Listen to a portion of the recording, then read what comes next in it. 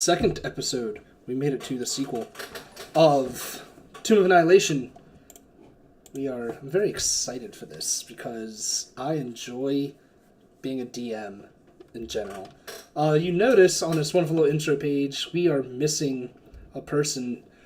Sadly, Tolka will not be with us. But that is because, living in 3 time zones past or before us, she still had some family obligations to take care of today, so she will be missed. She'll be with us next week. But that will not deter us from doing what needs to be done. Let me go through the intros real quick, and then we'll get started. We'll start with on the top left, Spin Kick. Mike, who are you? Who are you playing as tonight?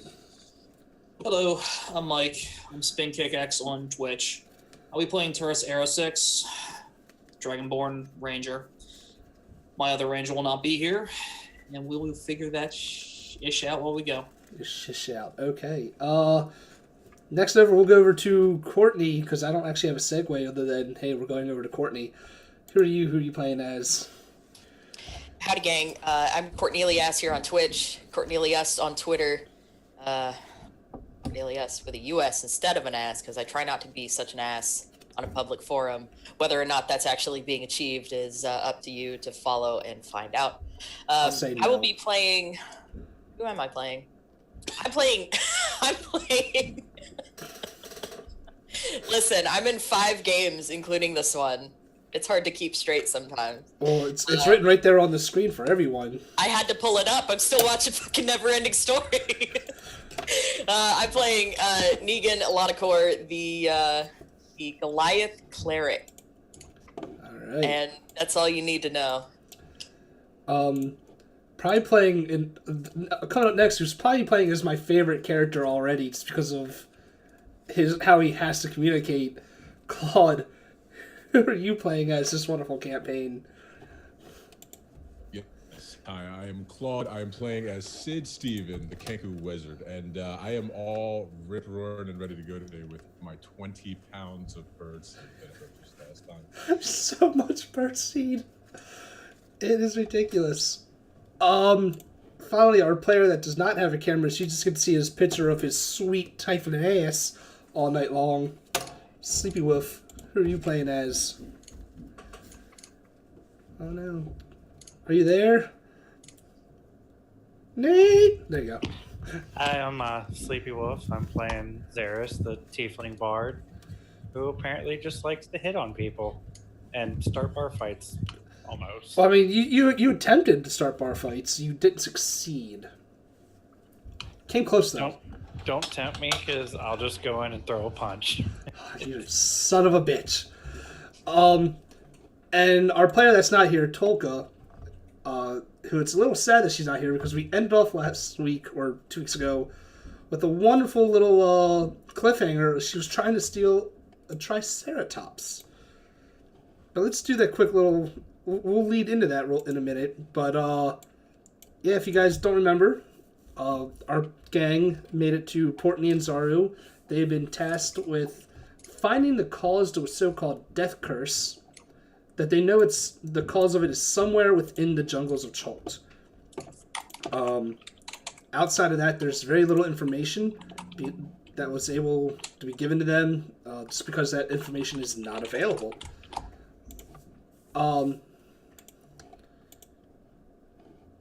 they were preparing for the arduous journey ahead, they have accomplished really one major thing, and that was getting a guide to help them make their way through the jungles. If I can pull up the name right, I think, is it Salida? Where are the guides? Yep. Salida. Yes, we picked up the guide, Salida, who has agreed to waive her normal fee of 50 something. It's like a lot of gold that she would have asked for. It was like 5 gold a day. She offered to forgo that for a portion of any treasure that is found on their journey instead. At night, Tolka, in her wondrous intelligence, I don't know, decided it would be a good idea to go steal a Triceratops. And when we ended, the Triceratops was not feeling the whole stealth and caused her to be caught, or at least seen. And that's what we're gonna zoom in on. Sadly, I'll be making the rolls for Tolka right now, and it'll be a very boring, played out spot because it's playing D&D with yourself kind of sucks. So we're gonna try to do this a bridge style to get this ball rolling. So yeah, she had gotten caught by one of the guards or stable boys or whatever, just yelling out like, "What are you doing?" And she said that she wanted, from what she was telling me, she wants to, since she originally dressed up as a stable hand, like she had disguised herself, trying to deceive out, saying, "I'm just taking, the Triceratops, even though it's dead at night, trying to take Triceratops out for a little walk because it wasn't feeling too good and needed some fresh, not stable air."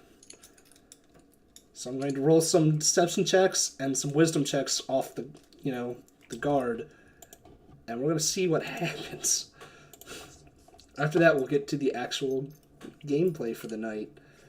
So her deception, I'm giving her advantage because she's dressed up as a stable hand.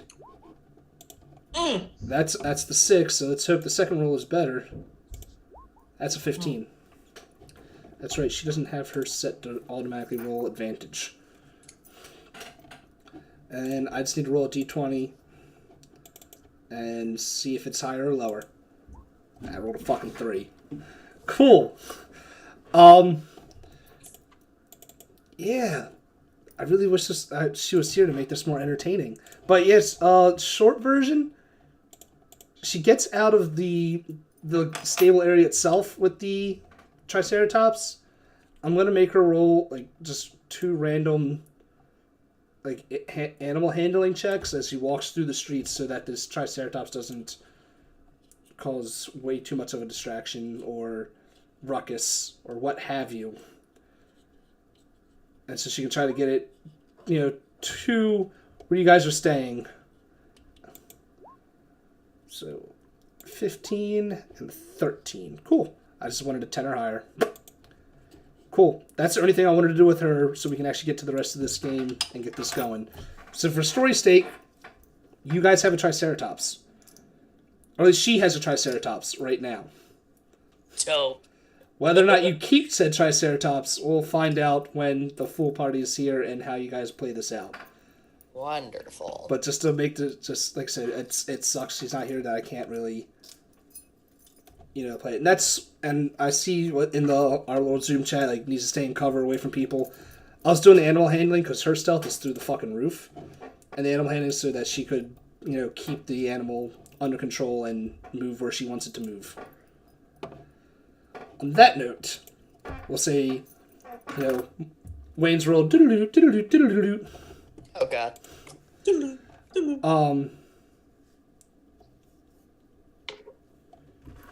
It's now morning time. You guys are all waking up. What do you guys wish to do as you wake up? You see Tolka. Probably she's already in the bar area. Just kind of drinking. So Sans Triceratops, right?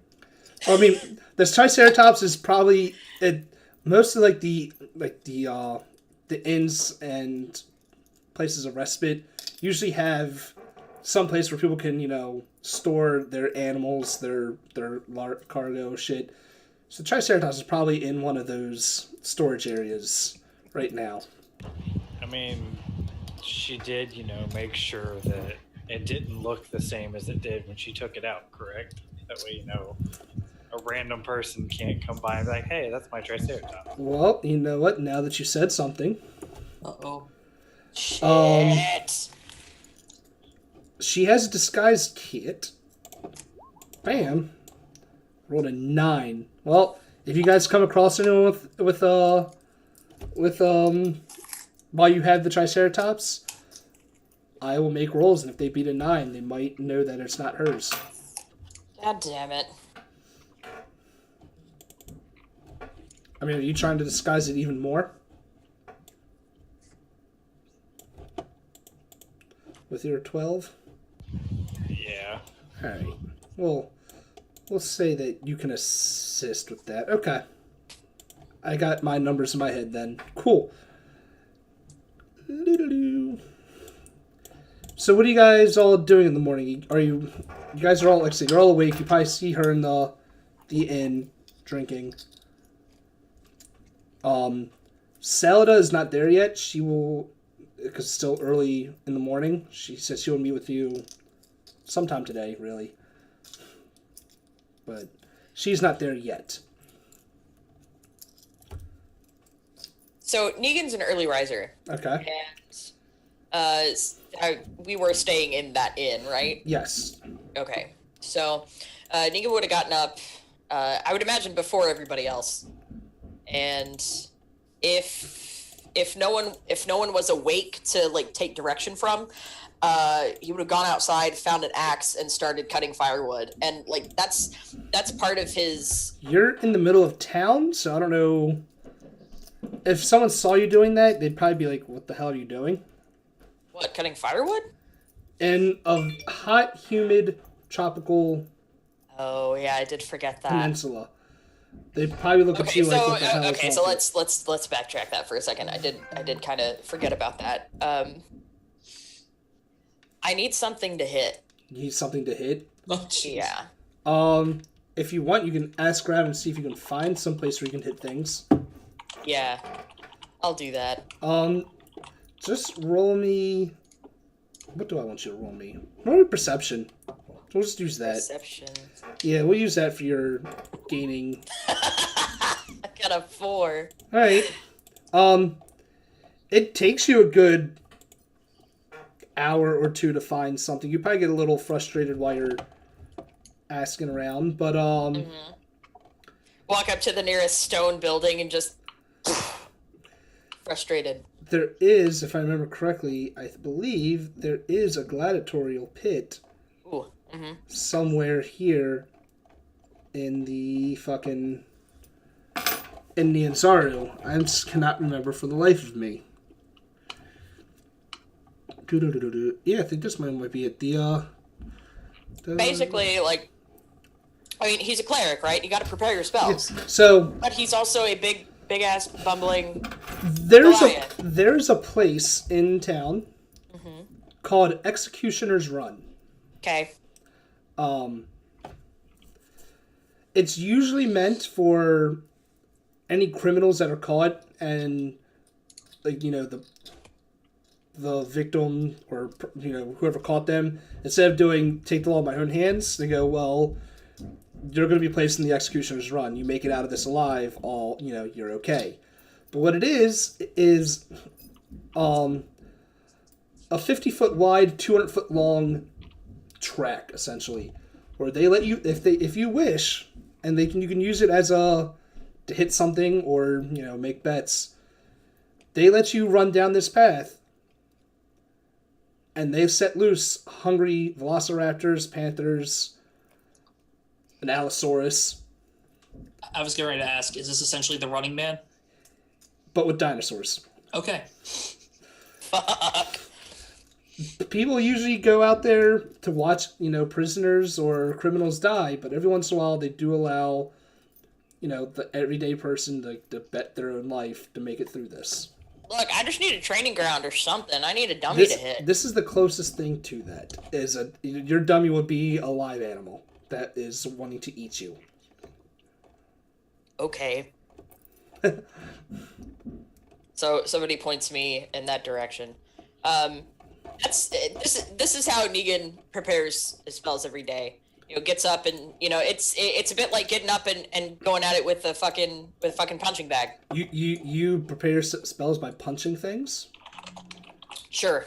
Okay, I like it. Well, I'm going to move you up to where the Executioner's Run is. It's on the northwest side of the town. Okay. right around there. So your character's up there. If you wish to go through it, you can, while you wait for everyone else. I'm pretty sure you can find some things to hit there that aren't animals, but you'll probably just look a little weird just punching things. Yeah. But like I said, it took about an hour for you to find, what you were looking for. Okay. Um, So I tell you what. So like after about an hour, I'm dejected and just feel. And I found really I found the other place that will let you hit things just as I say this. Oh. Awesome. Okay. It is the Grand Coliseum. Okay. I mean, Events are held usually in the afternoon, but you can be a gladiator and punch shit. Okay. And there would be a training ground there, so if you just want to punch some dummies and shit. I support the gladiator endeavor. Okay. So I'm thinking after about an hour, I like randomly like wind back up at the end. I'm just like I'm angry, and so I walk in, and I would imagine at least a couple of the rest of the group is awake and downstairs. Probably. So, Okay. and I'll move you, and surprisingly, the Grand Coliseum is close to where you guys are actually staying. Oh, good. Like you guys are like where I put you at there is where the Coliseum is, and we'll say right where I have, actually right where everyone is, like all three of these people, is where the inn is, I believe. 18? Yeah, the Red Bazaar. That's where the inn is. So yeah, not that far from where you guys are staying. Dope. So I make it back into the inn, and I walk in, see my friends, and just kind of like fall into a chair. I look over. What's wrong, Negan? Punching! Thanks, Negan. We're still doing this! I hate you so much. I'll let the guy. So happy! So what you're saying is you want to punch things. Oh, I should say, since you were traveling around outside, yes, I rolled that D100 so I can get the weather. It is misty outside. A low mist hangs in the air that limits vision to a maximum of 150 feet. Dope. Yeah, so it's a misty day. So what you're saying is, Negan, you want to go beat stuff up.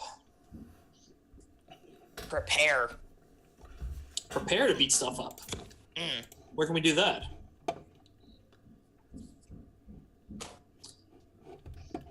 As she doesn't. Couldn't find it. That's fair. All right. Hey, barkeep. Know of anywhere we can go punch things?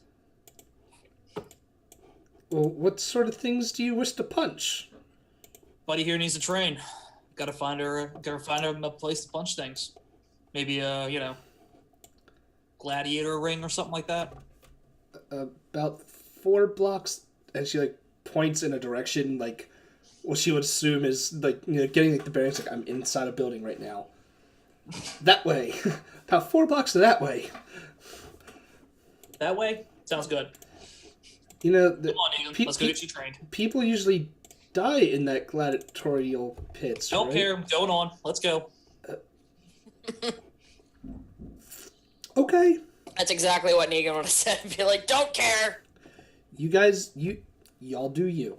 I speak for the trees. Cool.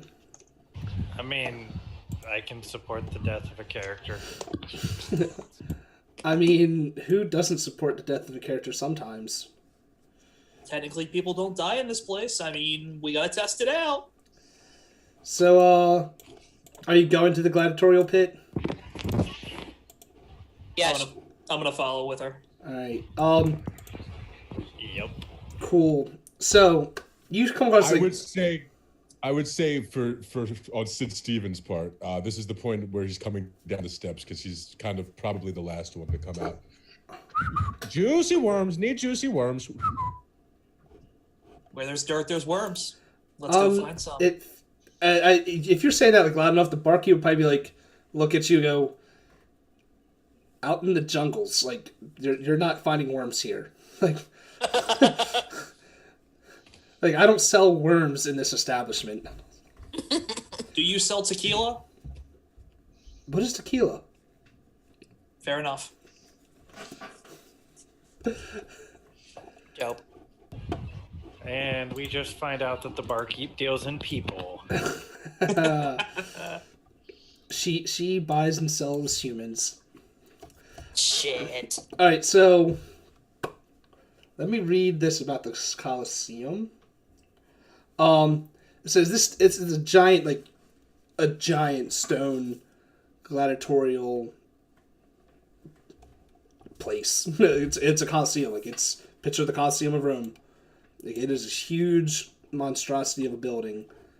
You see, like, as you like walk up, there are statues that like adorn like the entire like walkway leading up to it, with like little plaques saying like people, like different people's names. You assume that they're just champions of the Colosseum. But as you get up, it's since it's still early morning, it's kind of dead right now. There's it looks like the people setting up for the events that day. There's no like all like the cleaning crew and whatnot. They're setting up all the stanchions and everything like that, making sure like, hey, we're getting this ready to fight later. Yeah, you don't see that many like people just wandering around. What do you do? So I'm gonna walk in, and so you said there's people like setting stuff up for the day. Yes. Are there training dummies around, stuff like that? Not like up in the walkway leading up. If you would have, like any other, I guess, battlegrounds, it's usually like in the training centers, like underneath the pits, or like in like the, in the halls for people that are actually the gladiators fighting. Okay. So I'm gonna walk in and not really seeing what I'm looking for. I'm gonna make sure Turris is with me. I'm gonna like backhand him in the shoulder and make sure that he's with me. Mm-hmm. And I'm gonna walk up to somebody who appears to be preparing the grounds. All right. He's just sweeping away. So I walk up and like, Yeah. hey. It's like some like older gentleman. He's like, oh, what can I do for you? So I'm gonna grab Turris by the arm and I'm gonna like mime punching him and go, dummy. I mean, are you performers? Don't mind him, sir. He's a little confused sometimes. I'm not the dummy. He's actually looking for a dummy to beat up. Does he wish to participate in the games? Yeah. Training. Winning?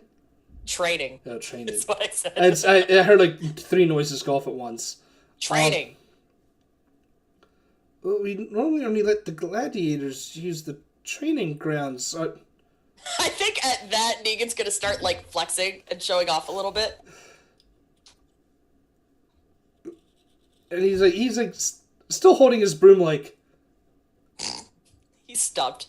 He's stumped. You stumped him a little bit, and he's like, he points like around the corner of like the Colosseum, like he's like, the gladiator entrance is down that way. Like it's kind of hard to miss it. The stench of blood comes from it.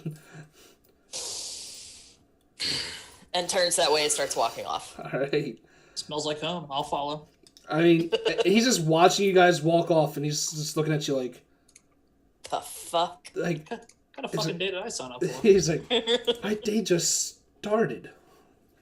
Like, but yeah, if you walk around, you eventually find like the little hallway for the gladiators. It even says on there like big common letters, gladiator entrance. Dope.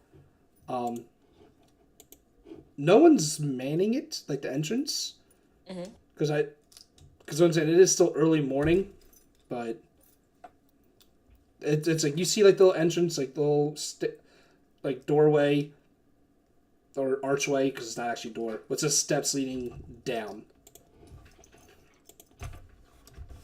Yeah, I assume you're going down there, right?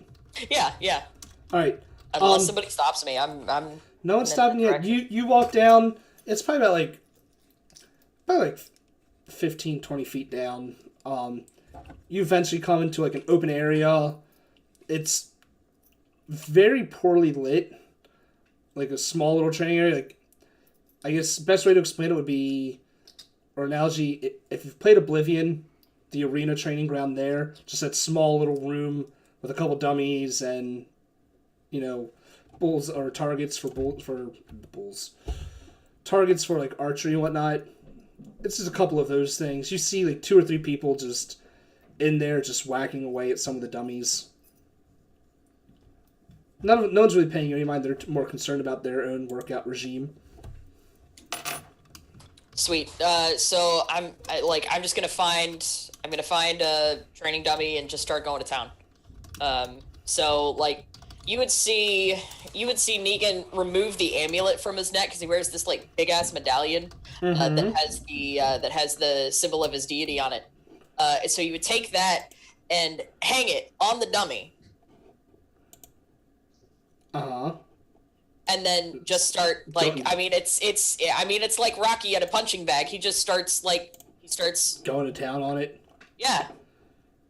And that's how you're preparing your spells essentially for the day.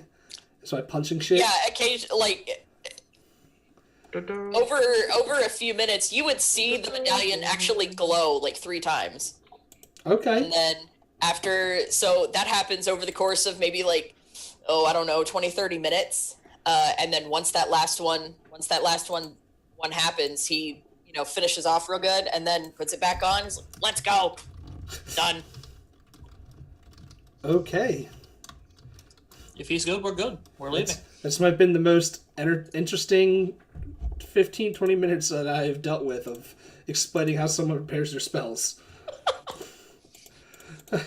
We'll I'm a dumbass Goliath. It's gonna be different. We will find a way to truncate it next time. I mean, it's something. You did something. Yeah, there's no games happening until later this afternoon when they actually fight. So if you are still in town this afternoon, you may come back and fight.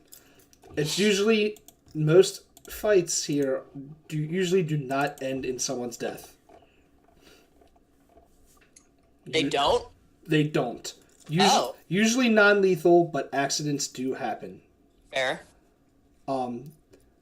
They let you fight until it's like, hey, I yield. Type fights. Okay. Cool. All right. Around this time. Actually, no. What are you guys doing? And then we'll decide from there. Like you've just watched her punch a dummy. Do you wish to prepare anything else for today before setting off, or do you guys wish to head back to the inn and wait for Salada? Or anything else, really? I'm good. Okay. I figure just wait for her to show up. All right. I pretty much have everything I need right now. Cool. All right. This is gonna be entertaining. All right. So when you guys make your way back to the inn, eventually Salada does show up. I do know you guys offered an original, like she wanted a down payment. I think it was 20 gold total, so it was like 4 from each of you. And I know it was all put in bag. I think she gave it to. Yeah, I've got it. Yeah, so she gave it to one of you to hold on to. So she shows up, walks right over to you, and holds her hand out. She's like, "If we're leaving, I would like my payment." I hand her the bag. All right. Bag is handed over. She tosses it up in her hand a few times. She's like, "All right. Are you all prepared? Are you all ready to enter these jungles?" No? It's very sad. You guys don't seem too confident in your abilities. We're back in the inn? Yes. That's where I'm putting you guys. That's saying where you meet her at. Is there anything you wish to ask her? She's asking that. Yeah, she's asking, are you all prepared? Are you ready to venture off into these jungles on your foolish quest? Negan grunts and digs the new water skin out of his bag. And he turns toward the bar and he holds it up and goes, "Drink!" So you're getting a drink from the bar? Yeah. Okay. You can do so. That's simple enough, obviously. Okay. I probably have I'm not sure if anybody actually got food or drink yet, so maybe not. But I'll just hold up the water skin. Cool. All right. So yeah, you can get a drink if you would like. I'm not going to tell you no. Okay. So yeah, you get your drink. You have your fill. If anyone has any questions to ask of anyone before I tell you all it is time to go. No, I think I'm good to go. All right. Cool. Give me 1 second so I can line up the hexes on the main map. Just give me 1 second. Oh no, why aren't she lining up, you piece of shit? Oh no. As we venture into the jungle, can you maybe help me keep track of how much birdseed I would be expending if You have each of those bags, I think you have 4 bags. 5 bags? 5 pounds. There's 4 of 5 pounds each. I think that I said that was 30 days worth for you. Because I'm not eating it. I'm leaving a trail back to town for myself. Oh, okay. Cool. That works just as well. All right. Yeah, are you like, does this one line up at least? No. I'm trying to figure out like why my hex grid does not line up with my non-hex grid, like, because I'm on the main map that you guys will be using momentarily. For some reason, the hexes on each thing aren't actually lining up for like at all. That's a little bit annoying. You have no idea. All right, whatever. I'm gonna have to make do with it for now. All right, so I'm gonna move you guys all into the main map, where you guys will be spending a lot of your time at for this campaign. All right, open you up because I need. Yeah, that'll have to do. So you guys should all see towards the top of the map. There's a wonderful little thing that says, Portney and Zaro, and that is where you all are. Hey, there we go. You let me just align you now. Nope. Okay, cool. So you should all, be right here where that wonderful green marker is. Okay. Every day that you travel, and I'll figure out how to get my hexes to work later, you move 1 hex per day is essentially how travel works. It's 10 miles per hex, and if you move at a normal pace, you can move 1 hex per day. Because you guys actually got a guide, the way that this works is whoever wants to be the lead on this will roll me survival. Because you have a guide, you get advantage on that roll. If you roll too low, and I know what the DC is, that will dictate if you guys, the hex you think you're traveling to, you actually get there or not. If you roll too low in the survival each day, you will get lost. Shit. And end up in a different hex. Okay. I'd like to walk ahead with Pretty Lady. Okay.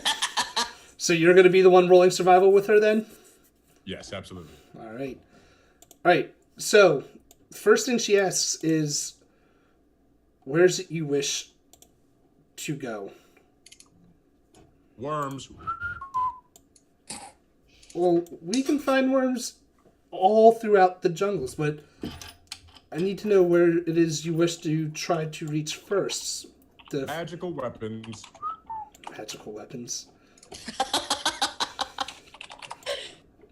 You don't travel much, do you?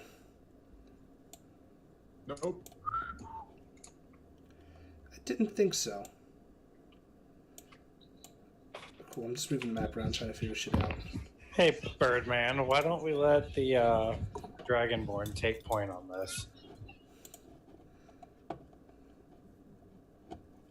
I won't let him steal Pretty Lady. If anything, I would steal the pretty lady from you, but he just looks like he has a little more experience in the wild. Yeah, she looks at you, she's like, none of you are stealing anything. You say that now. You haven't seen him sing yet. Okay, then. That said, hunting and trapping were my forte, so it probably is best if I take lead. Let's see if I can reset this map. It's really starting to bug me. And that's how you metagame without officially metagaming. I mean, that's one way to do it. Give me 1 second, guys. I'm gonna see if I can like reset this map. Because it's not letting me. It's really bugging me that I accidentally moved it once and now it's not like falling back on its tracks properly. Is what's going on. Oh god, I see that now. Oh no. That the hexes aren't lining up. Yeah, I just looked in the water and it's just all jet. Yeah. Oh. And it's really starting to bug me some. But anyway, I'll work on that while we travel. But she still needs to know, like, magical items? They could be anywhere here in the jungles. Like, most of this jungle is unexplored. You could find items anywhere.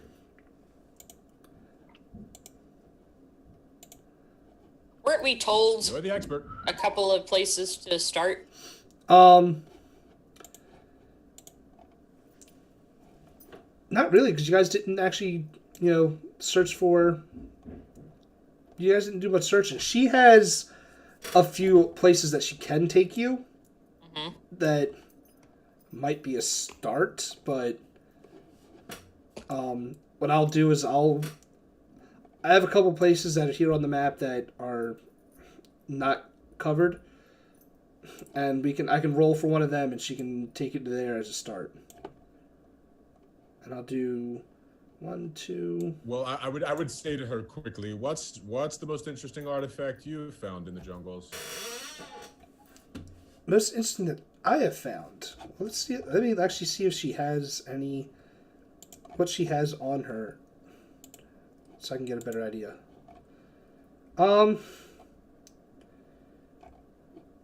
You know what? She pulls out like a small little book that it has like some like runes on the front of it. She goes like, well, I found this out in the jungles probably about a year ago. It has a few minor spells that were listed in it. I believe it belonged to some misfortuned spellcaster wizard. I didn't find it in like a ruin per se. It was just out in what looked to be like an abandoned camp. Still interested. Still interested. All right. I should tell you, it was along the river banks of the River Ocean Star. And like, if you guys pull up, like, you can see it on the map. Like, this map is what your players have, so you can pull up and see the River Ocean Star is one of the 2 rivers leading to Port Nianzaru.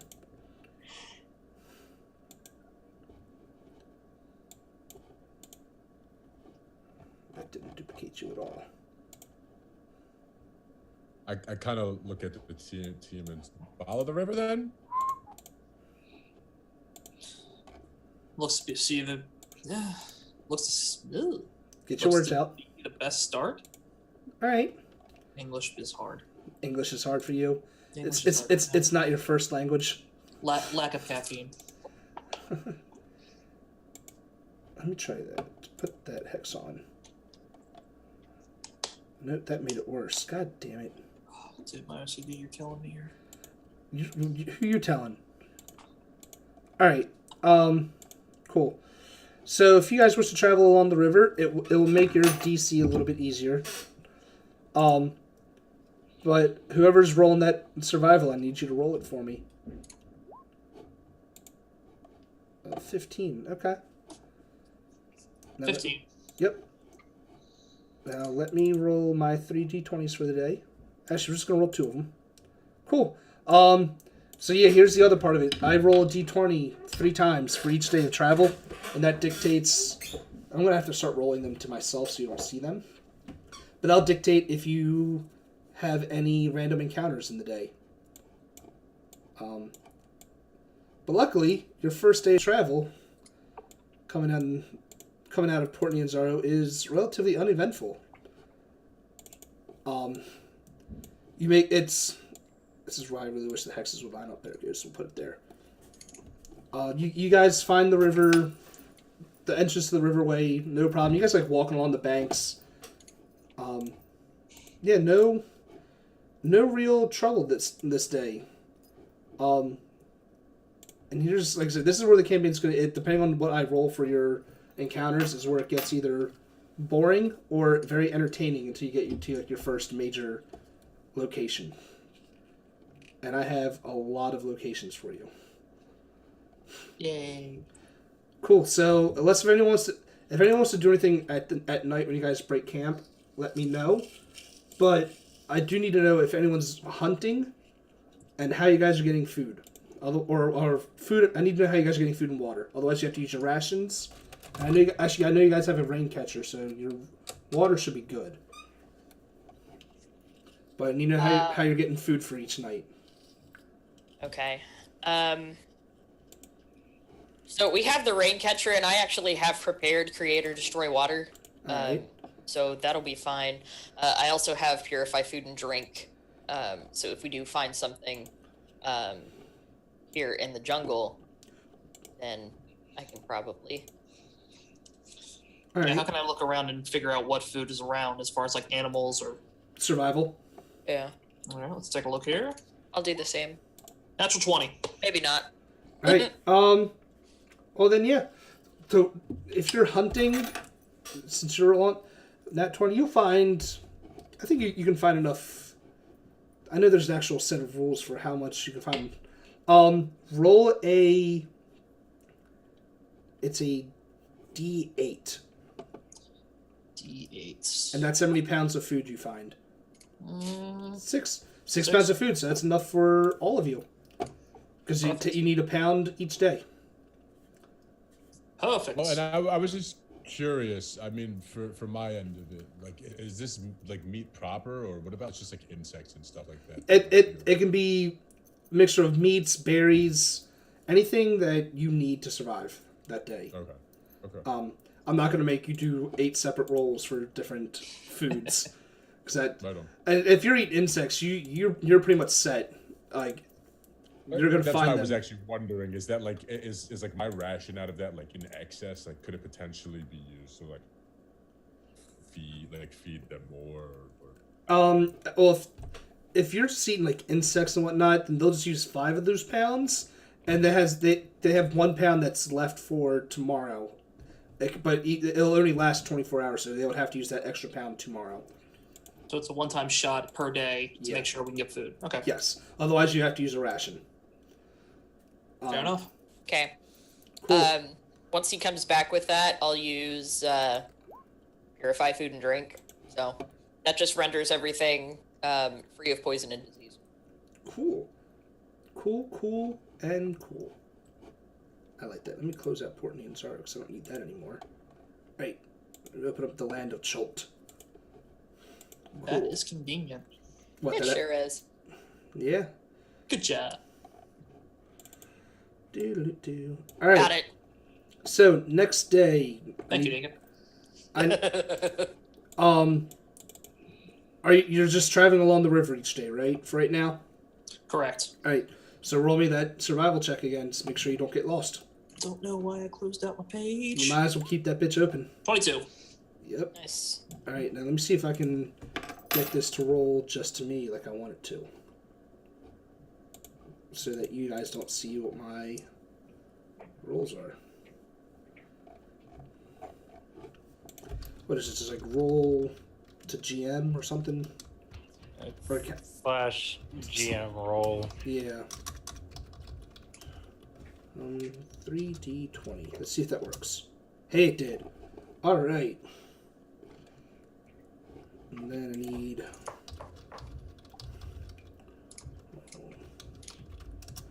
Cool. Where is my? No, where did it go? Give me one second. I didn't have like all of my pages open, so it's a pain. All right. So what did I roll? So this is happening early in the morning, like when you guys like first like leaving for the day. 87. Cool. I need to see what those are. Swarm. Cool. All right. Oh, this works even better because you're traveling like along the river, and it's like half like as you guys are walking, it's like actually since it's in the morning, you're getting like some water from the river itself, getting what you need. Who would be the person that would be like probably like gathering up anything they need from the river itself? Would there be one of you that specifically that would do that? I think I would do that just because I have purified food and drink. So like any water that we took from the river, I'd be able to make it drinkable. Cool. I'll say while you're doing that, you see a bunch of tiny little fish in the water. Mm-hmm. And at first you see like a couple of them here and there, and it's just not really paying you any attention. But as you spend more time in the water, these little fish, like more and more of them are showing up. Yeah. Until finally there's enough of them that they start trying to bite into your legs. Oh. And they are like they're going at it. Like you first like one or two like try to bite at you, and you might try to kick it away a little bit. Yeah. But after a little bit, like you're like in the river, like surrounded by a swarm of quippers. Ew. Yeah. Gross. And they are trying to bite at you. Like this is a technical and it isn't a counter. Oh. Yeah. So Okay. yeah, you are surrounded by these quippers. I need to see how many swarms there are. 1d4. 1d4 swarms. Shit. 2. So we got 2 quippers around you. Okay. I don't have an actual battle map for you. That's okay. So we're gonna have to use the theater of the mind here. Dope. If you want to just drag your character out onto this, you may. Okay. Everyone else can drag theirs out as well if they want. And hopefully it should show up on the map somewhere. It does. I don't see you. I'm coming. Okay, cool. I'm gonna move you up towards the top in the river so that, like, in the ocean, so it's easier to tell you apart from the landscape. Oh, okay. Cool. So if you see on the top of the map, guys, if you want to put your characters out, you can. Let me find my swarm. Bloop. And bloop. So you got these... We would have freely noticed that she's being attacked by these things. Not right away, but if she says something, you will notice it. Like, she's kind of just out in the river herself. Kind of. How wide is this river? About a mile or 2. Jesus Christ. It's a wide river. Okay. I don't know. All right. Oh no, what did I just do? God damn it, I fucked things up. Typical. Me trying to mess with the fucking, Nailed it. whatchamacallit, I just fucked everything up. There we go. I fixed it. Put it back on the objects later. Cool. So yeah, are you like letting them know like guys being attacked? Like, what are you doing? Before I make you roll initiative on this. Yeah, I probably would mention, at least something, or, some, like, the first one, like, takes a nibble out of my ankle or something, like, ow! Cool. I see. Does it again. Ow! I see. And they can probably see me, like, kicking at things. Depends. Everyone that's not, Negan, roll me perception. Perception. 15. Cool. Xeris of 5. Xeris, you don't notice anything. You're in La La Land right now. Honestly, unless I could physically see the fish, I would think Negan was just playing in the water. Oh my god. Fair. Alright. So you guys... Everyone can roll me initiative, but Xeris' first turn we're going to skip because he's not paying attention. Click on your token first and then hit initiative. Oh.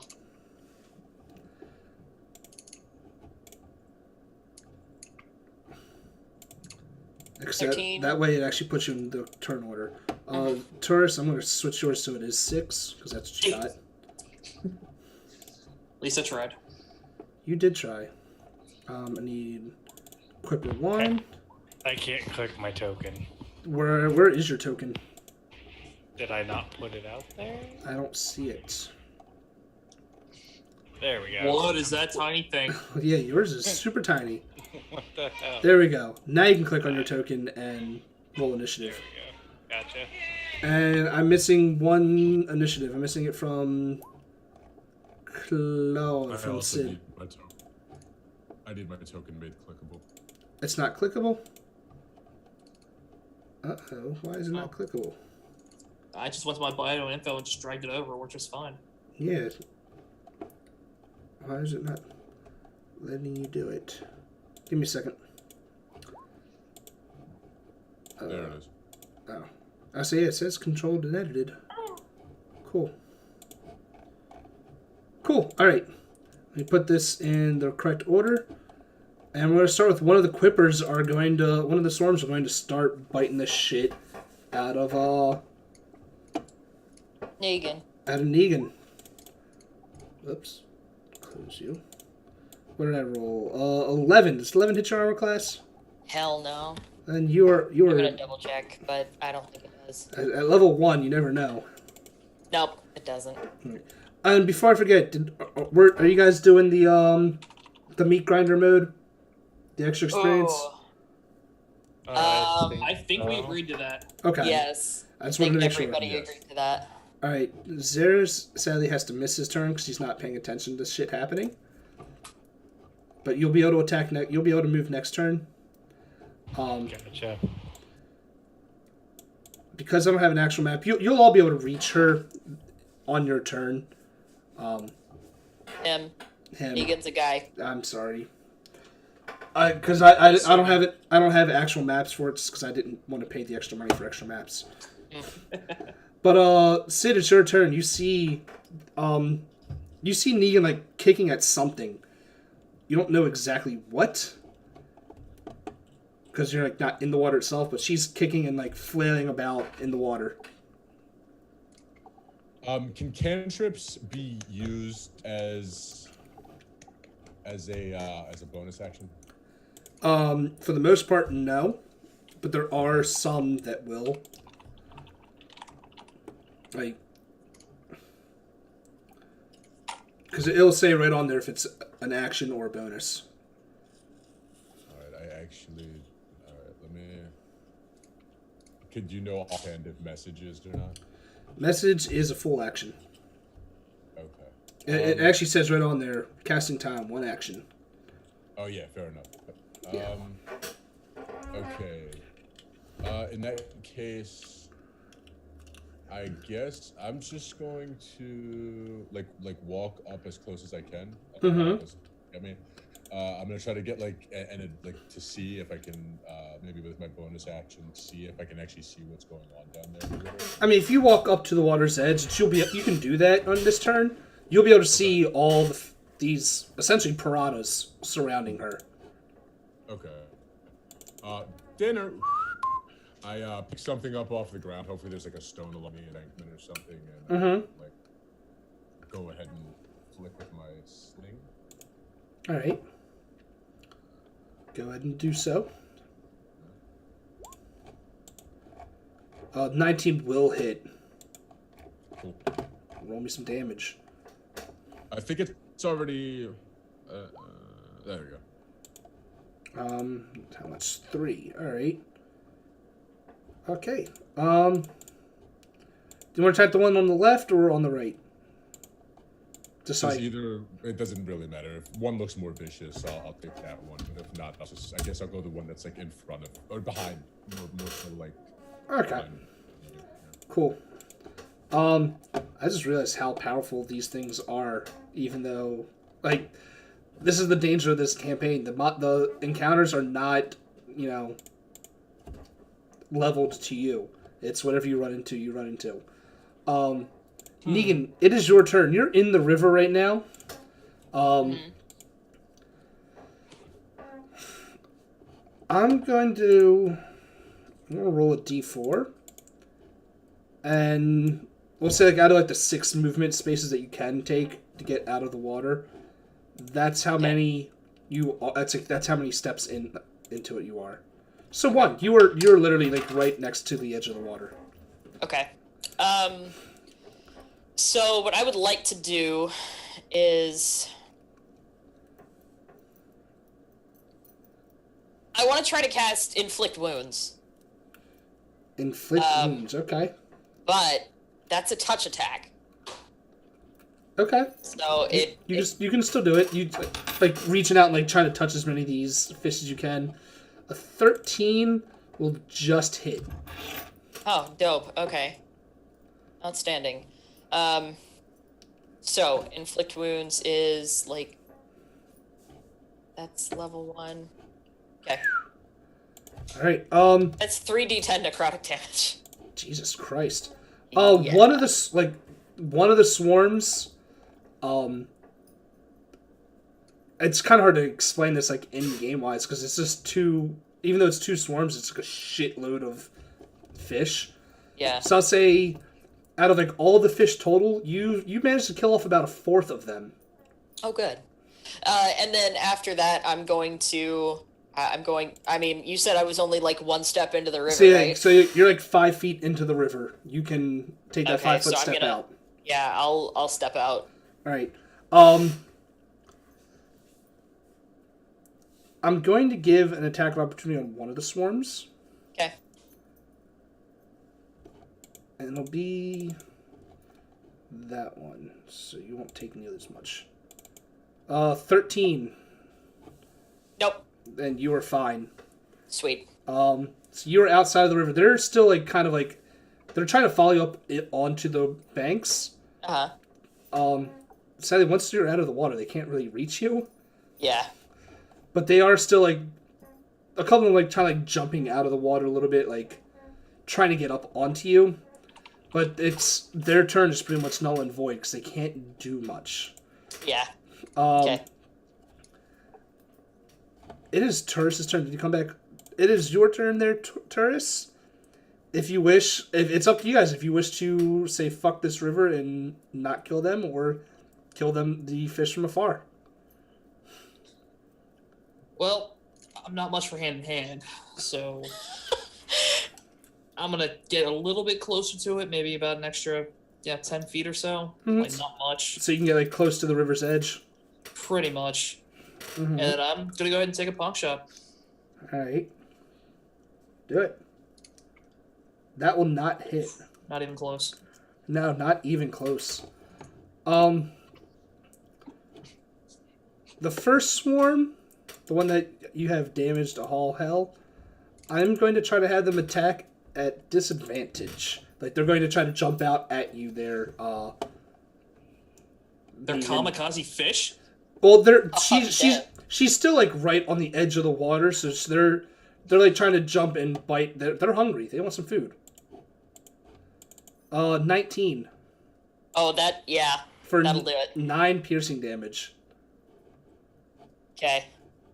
How much? What's your max health at level Are 1? you fucking kidding me? Does that kill you? 9 is my max! Oh my god! Alright, so you guys all see these fish like jumping up, and I guess one of those fish get lucky and like bite at Negan's throat. And Oh yeah. She Yeah, just that'll do it. I'm looking at your character sheet right now, your alignment. God damn it. For those of you that can't see it, I'm a big believer in fucking with alignment, and I don't go with the normal alignment labels, and so I put there lawful spastic. Yeah. So you guys watch as Negan falls over. Roll me. You know what? No, you walked out of the water. Never mind. I was gonna like have you roll to see if you fall into the water or not. Oh no, I backed out. I backed out of the water. Yeah, so you just watch her. Like 2 of the fish are like still like holding on to her, like nibbling on her, as she falls backwards onto the mud. It's gonna take me some time to not say she. All right. Okay. Stop assuming. I will assume whatever I want. Xeris, you see your Goliath partner go down. What are you doing? I'd roll my eyes and say a little word. Healing word. All right, healing word. Healing word's a bonus action, isn't it? No, that's healing touch is bonus. I thought. Oh no, it is a bonus action. So God damn. healing word is bonus action. So Negan, go ahead and give yourself 5 hit points as you were brought back from death's cold Already embrace. done. And I'm gonna mock the fish. Viciously mock the fish. I love vicious mockery. What is that, a wisdom? I rolled a 16. Those fish are still... They have not been mocked enough. Fuck those fish. Sid Steven, your turn. Do I believe that a mage hand could be used to maybe like grab 1 or 2 of these guys and chuck them far enough away from us that they won't attack us onto the Chuck them up on the land. Well, you know what? Your mage hand can lift up to 10 pounds. Mm-hmm. So, if you make me a spell attack, like a ranged spell attack, or no, I think it would be melee since you're using it to pick it up. It's just let me look at your character sheet so I can figure out how to like have you roll this. It's roll me like a d20 and add your proficiency in your spell attack. So 4 plus 2. So roll d20 plus 6.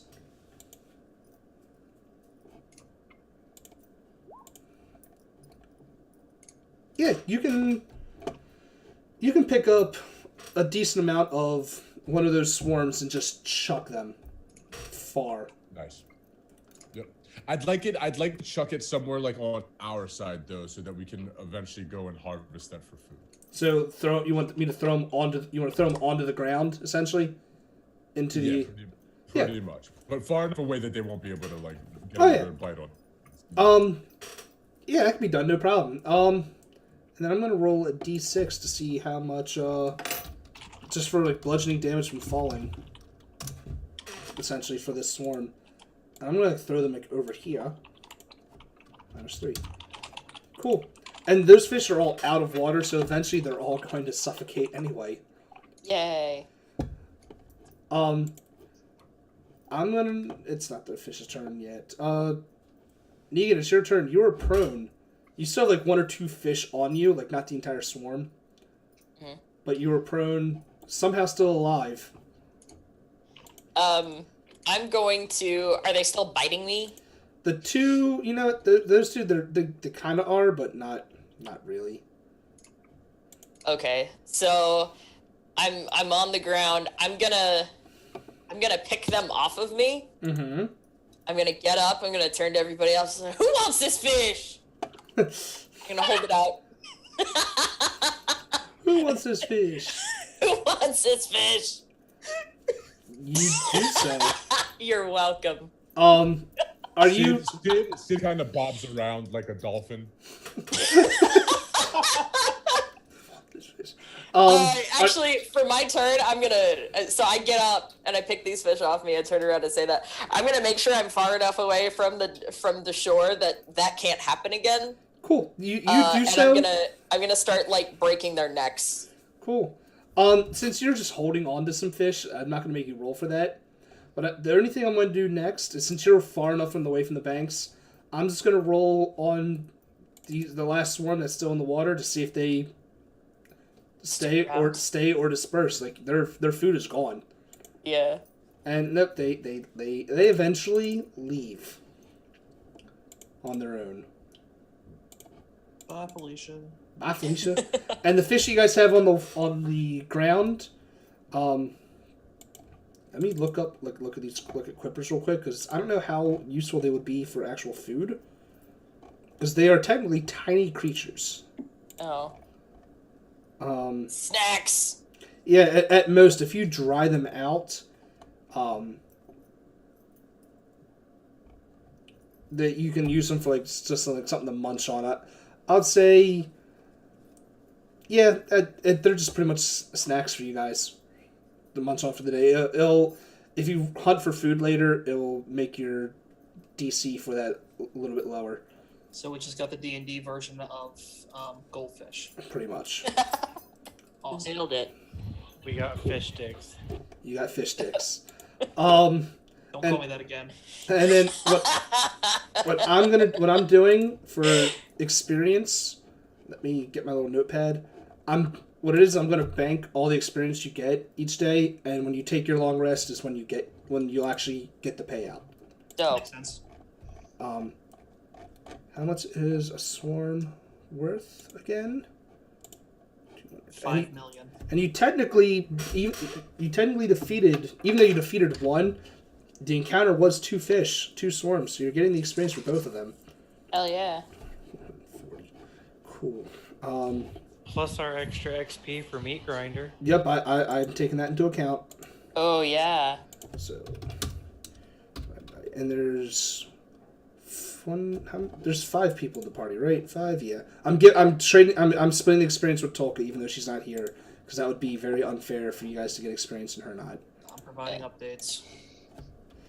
Divided by 5. Cool. Sorry about your Discord.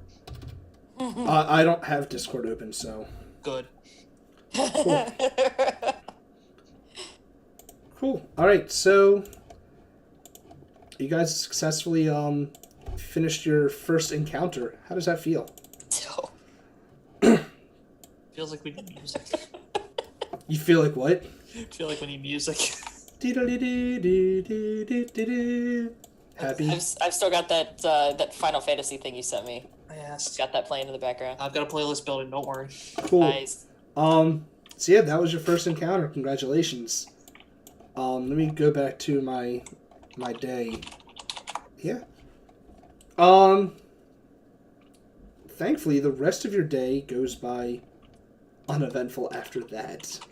What does Salada have to say about this?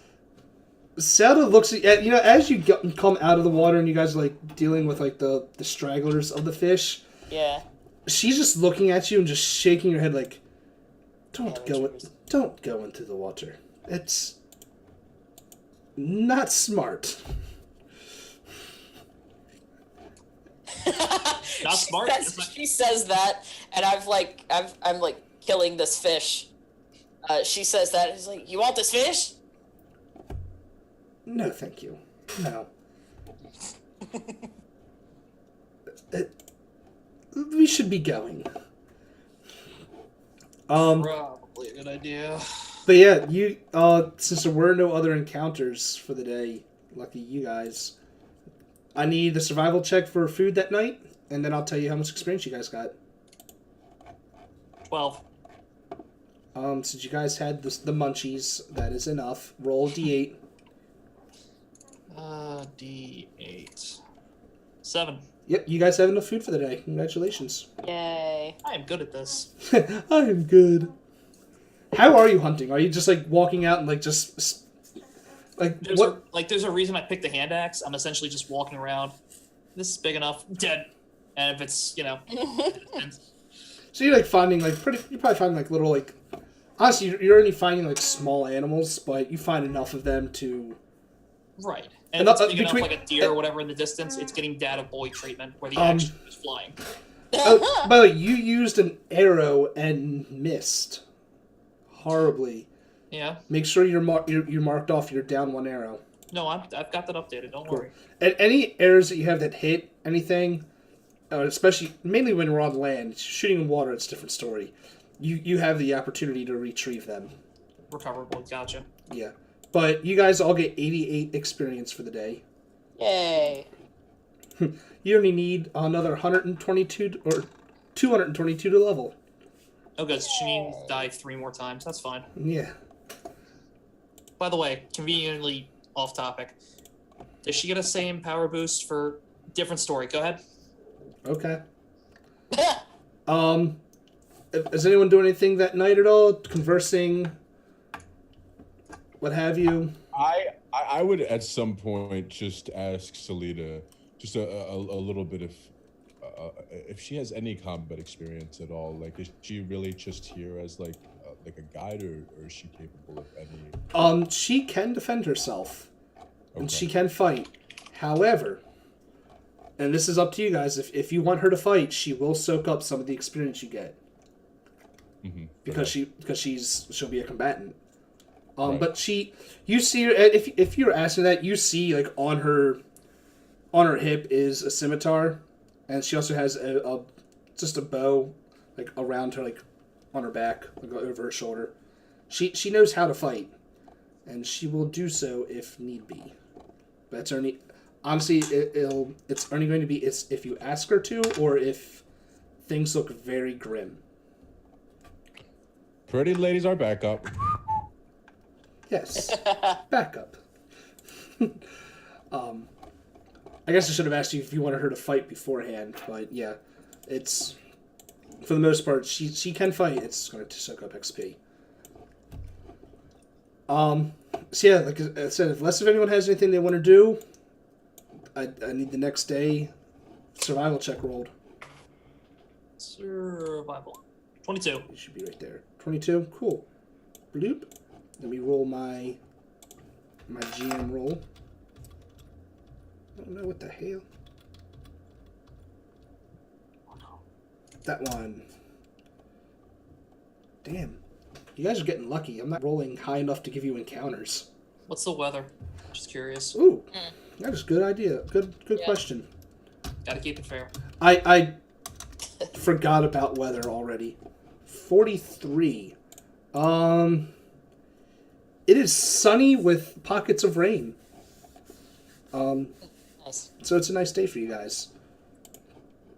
I'll set out my rain catcher in the early morning. Cool.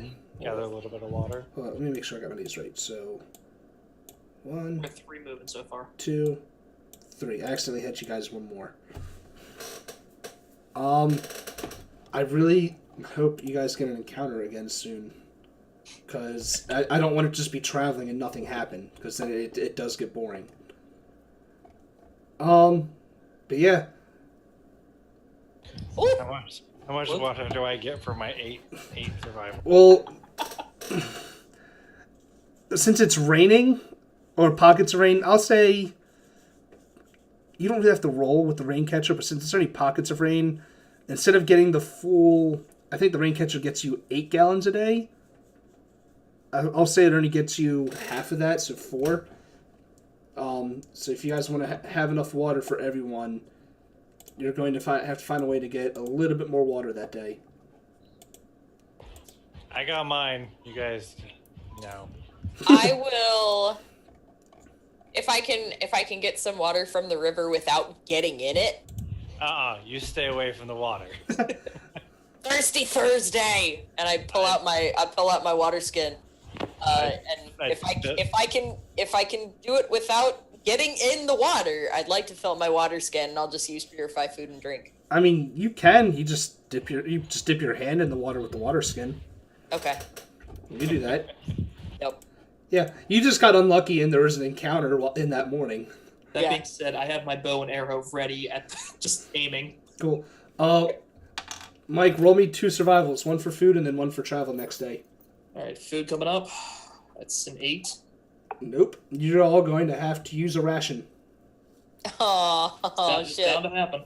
Yeah. All right. These are ration. All right. And then next one for travel. I'm gonna ask at this point if I've been leaving birdseed. There's a couple questions I have about this birdseed. Actually, Go ahead. Let's hear them. If I've been leaving them behind me at this point, trying to get a trail, 2 questions attached to that. How much have I expended so far, and does it seem like it's sticking at all? Does it seem like?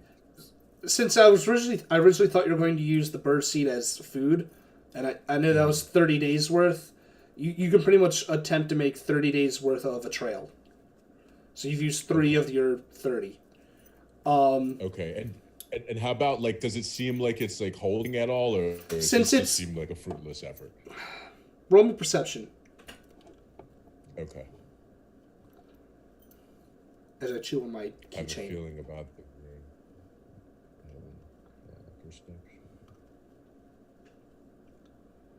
All right. You notice it does stick to where you put it, and it's if you're leaving enough that it's noticeable. You do see the trail, but you also know that it's been raining. Right. And since you're in the jungle, it's whether or not that's going to be there a couple days from now, you're not 100% sure. Whether it be from weather, animals, what have you. All right. So I guess I'm gonna give up on this venture and just eat a ration worth. So what am I down now? I'm down 4 days worth. If you spent this day trying to make the trail, then yes, you would be 4 days down. Okay. 4 out of 30. Cool. Right. And then Turris, I need the survival for travel. 6.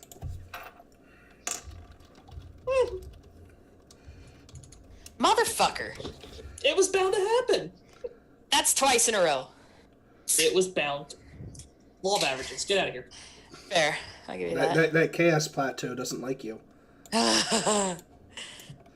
This would be a lot easier if my thing was on the right track. So, hold on. I gotta... So the hex says you currently have cubes. Right, it's a pain in the ass. What did I do? You got lucky is what happened. Dope.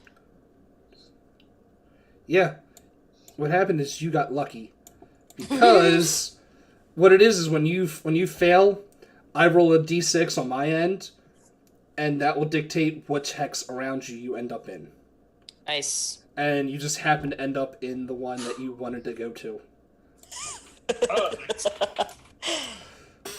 The fuck happened to my... what is up with this shit? Yeah, this thing is ridiculous. Let's see if I can undo I rolled that. so bad it squished the party. And I can't... Oh no. I can't even... There it goes. I'm trying to undo it. Oh my god. Ay, ay, ay. Ridiculous, I swear. Whoops. Okay. So, let me move you down to this one. Cool. Let me roll my... Well, first roll weather. 24. Should really roll weather first, because that'll dictate... Because that can always make your DC harder. It is dry and sunny today. Your rain catcher will be useless today. So you'll have to use either create and destroy water or find some other means of getting water. Better play a song and a rain dance. Right, we're going to give you one. And then... 79. I guess I should have made that a GM roll as well. Too late. It's 79. Actually, you know what? I want to see if the macro works for this. Give me 1 second. Wilderness, river. Roll. Cool. We'll use that one. And I'll have to just make that so it says GM roll instead of what you guys can see. Instead of letting you see it. So like midday, you're like traveling along the river.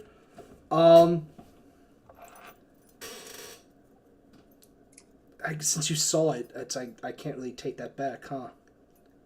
So I would have made you roll like a perception first. We can see it. The audience can't see it, so I'd still play it out. They should be able to see it. They can see it. They can see my rolls. Oh, never mind then. Yeah, I know. It's a pain in the ass, isn't it? Because it doesn't automatically roll to DM instead of... Anyway. I should have done with my initial roll. Yeah. You guys like traveling along, and sadly, because you saw this, I'm just going to let it roll. You come across, like, probably like this wooden... I can't... Actually, I'll say it depending on the roll. Roll D20. 11. Cool. This system might work best for you guys. How about that shit? You guys, as you guys are traveling on the river, I know Taurus is leading it with Salada. She is probably a couple steps ahead of you. Like she like stops like mid stride, like holds an arm out like to tell you to stop, and like pushes you down, or like shushes you down, and she points ahead of you, and you see like wedged into the mud on the edge of the riverbank, a canoe. Looks seemingly abandoned. What is that? You've never seen a small boat? I'm from the mountains. Why would I know? And she just looks. She's like, Northerners. Wow, racist. Okay. She's like, there might be, and she's like saying like in a hushed tone. She's like, there shouldn't just be a canoe on its own. Like, there might be people nearby. We should be careful. You never know. It might be abandoned. It could be one of Eku's lost expeditions. Listen. No. All right, good talk. So what are you gonna do? You see this canoe ahead of you. Salada's playing it cautiously. Are we all privy of this at this point, or is it? If you guys all you guys are probably about like 15, 20 feet behind them. If you see them crouching, like what would you all do the minute you see them all crouch and like? Oh, as soon as I see them crouch, I'm going down on my stomach. On your stomach, all right. What about you there, Negan? I just walk up behind him. Just stride, full stride. Yeah. Cool. Yeah, I probably don't even realize they're crouching until I get right upon them. Well, if you're doing that, as soon as you get up on them, Salda like grabs at whatever she can. I don't know. You're wearing full armor, right? Yeah, chainmail. Yeah, she just grabs onto like your chainmail, just like yanks you down. Okay, so I'll take a knee. Okay. And she'll point at the canoe as well. It's like there could be people nearby. Finding people in the jungles is not always a good thing. Boat. Yes, it is a boat. Can I roll perception? Yes, you may. That's a 19. Are you looking for the possibility of other people? Mm-hmm. You don't see anyone, like taking a quick glance around, you don't really see anyone. You don't see any actual movement in the jungles. You do see Salda is like whipping her head back and forth. My hair back. To look around and see if she can find something. Uh-huh.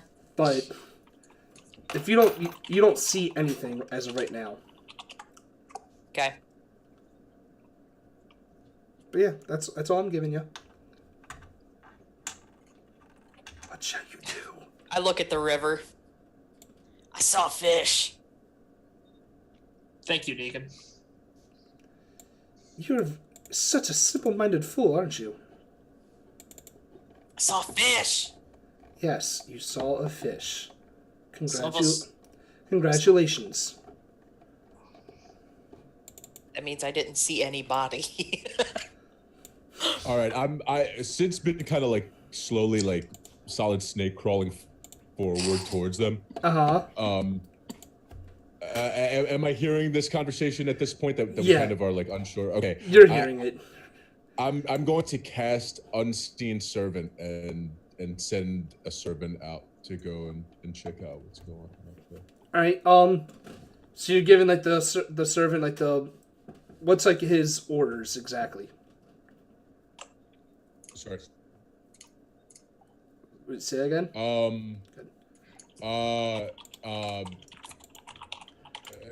What are his orders exactly? His orders are to Let me go put up Unseen Servant. go out in the open and see if anybody anything reacts to him. All right.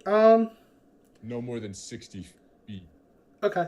Yeah, I'm reading up on Unseen Servant right now because he'll do pretty much any simple task you ask of it. Yeah, it. Right. You see like this like shimmering little blue outline of a creature. It looks humanoid, but you can't really tell what it is. But it like hears what you're saying, like gives like this awkward like formless bow, and hovers itself over towards the to the canoe. Stays there for about like 20-30 seconds, like circling around it, and comes back to you and just shakes its head. Because I don't think Unseen Servant can talk. No, yeah, I don't believe so either. Yeah, so it just shakes its head like, no, nothing. How's it look, Sid? We in the clear? Good to go. All right, let's move in then. All right, so you guys walk up to the canoe. You see a relatively intact canoe with 6 paddles in it. Or in or around it. Nothing else, just the canoe. How big is this canoe? The canoe Big enough for for 6 people. yeah, the canoes in here are let me open up the cache so I can pull up canoe. Boom. Yeah, it can hold up to 6 medium creatures. It's gameplay wise, it's the same as a rowboat. It's just a canoe. That's fair. I'm a big ass creature for a medium. But yeah, it can hold up to 6 medium creatures. Okay. Is there anything in the boat? Just the oars. You see on like one of the oars like something like carved into it saying like some type of oar pun that I just can't think of off the top of my head right now. Okay. If I think of one, I'll say it. I'm gonna grab that one. The one with the pun. Okay. You now have an oar, and like I said, there's some canoes. There's a canoe.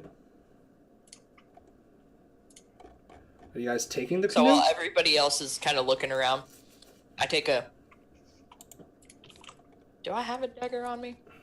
I should. At the very least, I have a penknife or something. So I take a small blade out of my pack and just start etching into the other side of the oar. And what are you etching into it? The equivalent of webdings.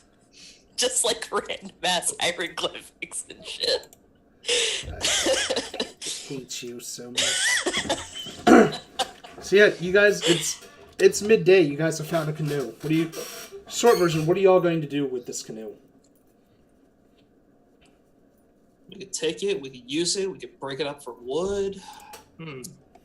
Hard to use it with a Triceratops. He's got a point. You do have a Triceratops. It's a big boy. Polka's been riding on it this whole time. That's awesome. She's been quiet the whole time. She was Also quiet. lost her voice or something. Oh, she was quiet last time too. She spoke very little. Yeah, but she hasn't insulted anyone in like an hour. True. Cool. I mean, she's probably just enjoying the fact that she's on a Triceratops, but That's fair. Kind of like a person with two knives. Very happy. So Maybe it'd be a good idea to set up a little bit of a base and do like recons up and down the rivers a little bit. So you want to set up shop here for the night and just recon the area? Yeah, maybe like I know as bad as this sounds, like maybe send out 2 or 3 people down the river a bit to see what's going on down there. And I think we should probably not split ourselves up right now. We don't even know what's Fair out there. And he Fair. almost got killed by a fish. yeah, true. lucky bastard. You sage are like clutching like the still healing wound of a fish bite. Are you speaking or are you smoking a cigarette? I'm confused here. Tobacco. Smoking tobacco. Mm-hmm. Learning, damn it. Learning, damn it. God damn you people. Right. We need an actual encounter for you guys, because this is getting redonkulous. I accept this. So, should I Can check for I- food then? Or, go ahead. Can I maybe just like take a look over the canoe to see if there's like maybe any markings of like civilization or like who this belongs Roll me to, or investigation. anything. Yeah, just an investigation roll.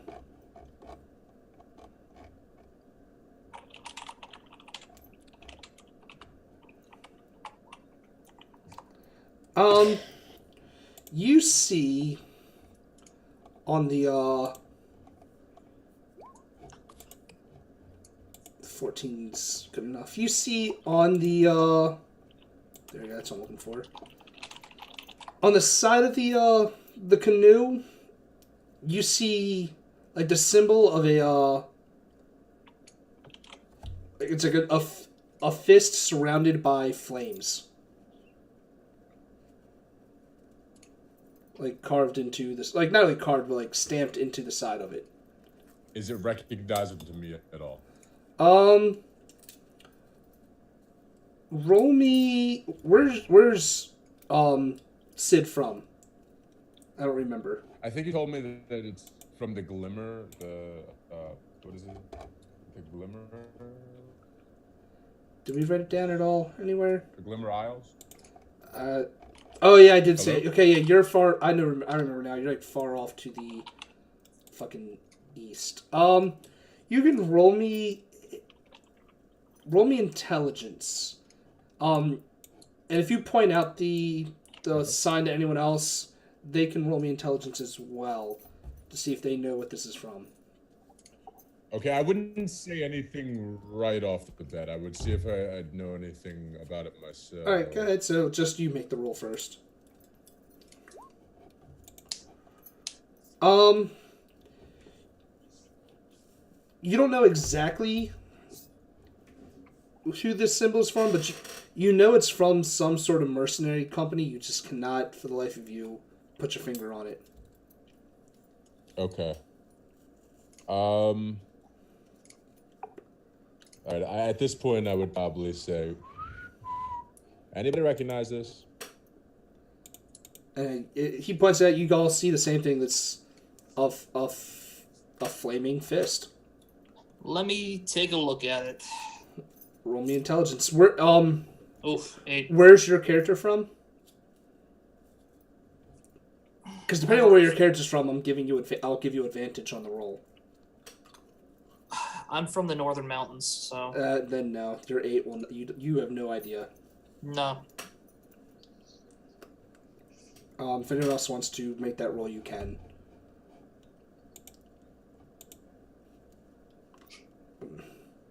Nope. I would probably be including Salida in the Oh, yeah, if you question, point it out to but- Salida, she'll... That's what I was waiting for, like someone to ask Salida. She knows it right away. This is the mercenary companies that holds... They have strongholds here in Schult. They're the Flaming Fist. They claim that they come here to pacify the jungles. They think that they can destroy all of the undead here, but it's a very arduous task for this company. They've been here for a while. They haven't. I don't think they've made much leeway into their pacification. Really quickly again for my notes, what was the name of the group? The Flaming Fist. Okay, easy enough. Yeah, their symbol is a flaming fist. Right. She does let you know that they do have 2 known strongholds here in the I think it's 2 of them. Let me make sure. Yeah. 2 strongholds here in the jungles. One is to the northeastern side of the peninsula called Fort Beluarin. But then there's also can't even say a stronghold, but some camps further down the river known as Camp Righteous and Camp Vengeance that are also Flaming Fist territories.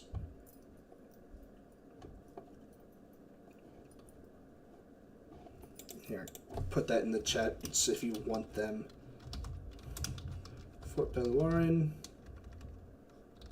Probably spelling that wrong, but it's on the fucking map anyway. Fort Beluarin, and then Camp Vengeance and Camp Righteous. Area of interest. Yep. Anyone interested in exploring what they might have to offer a bit more? Salida will point out that if we follow the river down, you should make it to their camps in about a week and a half's time. And she'll actually look over at Tolka and her giant Triceratops. Like, we would be able to move quicker if we didn't have that. Like, with a little bit of disdain. How dare you? She's a ranger just like I am. Not the half-orc. The thing she is riding on. I swear, Holy crap, she's riding a Triceratops. There's, Any of you ever tasted Triceratops meat?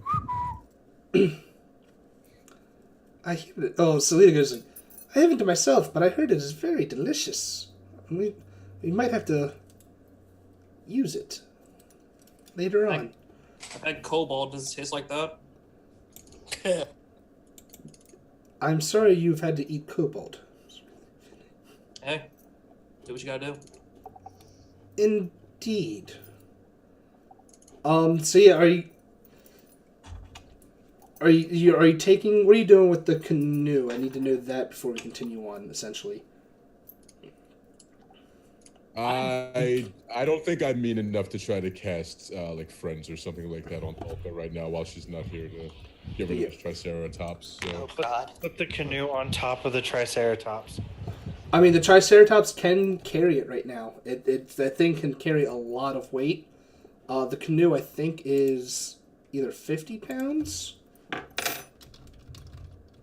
50 or 100? Rowboat. Look up rowboat. It's not in the SRD. You pieces of shit. My votes keep the canoe and the Triceratops until we either need one or not the other. That is fair. Cool. So yeah, you guys can put the canoe like on the Triceratops with Tolka. That is a thing. And you can continue on the following the river. Negan, you've got that, right? Got what? Putting it up on the Triceratops. Oh, I'm probably the one that did it. All right. I just like go grab it and then shoulder it and then walk over to the Triceratops and tie it down. Cool. Well, that would be the end of today's traveling. Like I said, you guys have gotten lucky and haven't gotten any major encounters yet. So I need the survival roll for food first. 20. Roll a d8. I'm on it. What? So you have enough food for yourself. Everyone else will have to use rations. Can I assist? In lugging and finding more food. No, you can. If you assist, it'll be to actually find food. So that survival check. You wouldn't be able to assist in finding extra. More food. Okay. Yeah. So that's just his fault for rolling a 1 on the food. Dumbass. So Yes. one of you can eat fresh food. Actually, how much food did you find last time? 8. 8? Was it 8? No, you wait, found 7. 7. 6. And there's technically 6 of you. Yeah. So you technically have 2 pounds of meat right now. So 2 of you can go without using a ration. I'll go ahead and take a ration.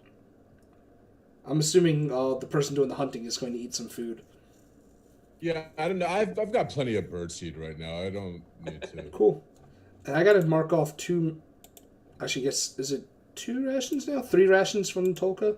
That would be the second ration. Cool. Let me mark off 2 for Tolka. She did not write fucking. I know everyone has it. Like starts off with 10 fucking rations. Yeah. Yeah, that's how you set it up. Yeah. Well, that's just how normal. Like unless you buy more, your starting equipment comes with 10. Correct. So I'm gonna type it in on hers rations. I didn't know I had my thing on. She has 8 left. Cool. That'll be the easiest way to keep track of it. All right. Let me roll weather, and then we'll roll for your travel the next day. And I get my spell slot back, right? Yes, every day you get your spell. Every day of rest, you get your spell slots back. 84. It is a heavy rain. Rain catcher. Yeah. Blah blah blah. Cool. Do you get? I don't think you get exhaustion from this one. Nope. Okay, you guys are cool. If I had the macro in here, I will eventually get it up in there. The macro even roots in there. I told Mike about this off camera. It says on there, chants for David Cage, the man who wrote the game Heavy Rain. Like in the description for Heavy Rain. It says rain and wind tear at the trees and pour down on any poor adventurer out to test their luck. Any wisdom checks beyond 150 feet become blurred and are at disadvantage.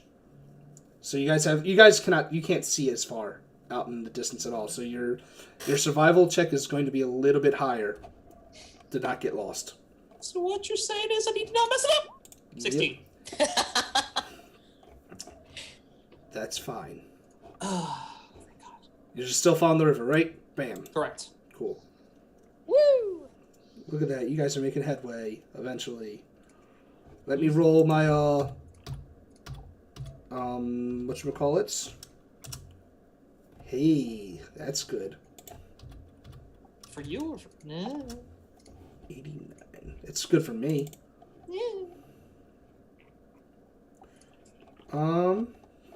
Give me a second. You're in the...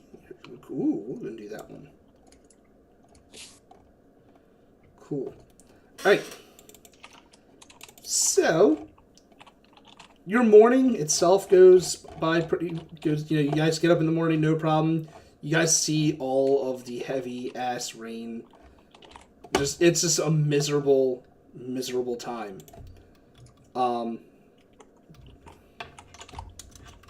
But like halfway through the day, I need everyone that wants to, or no, really, I guess, just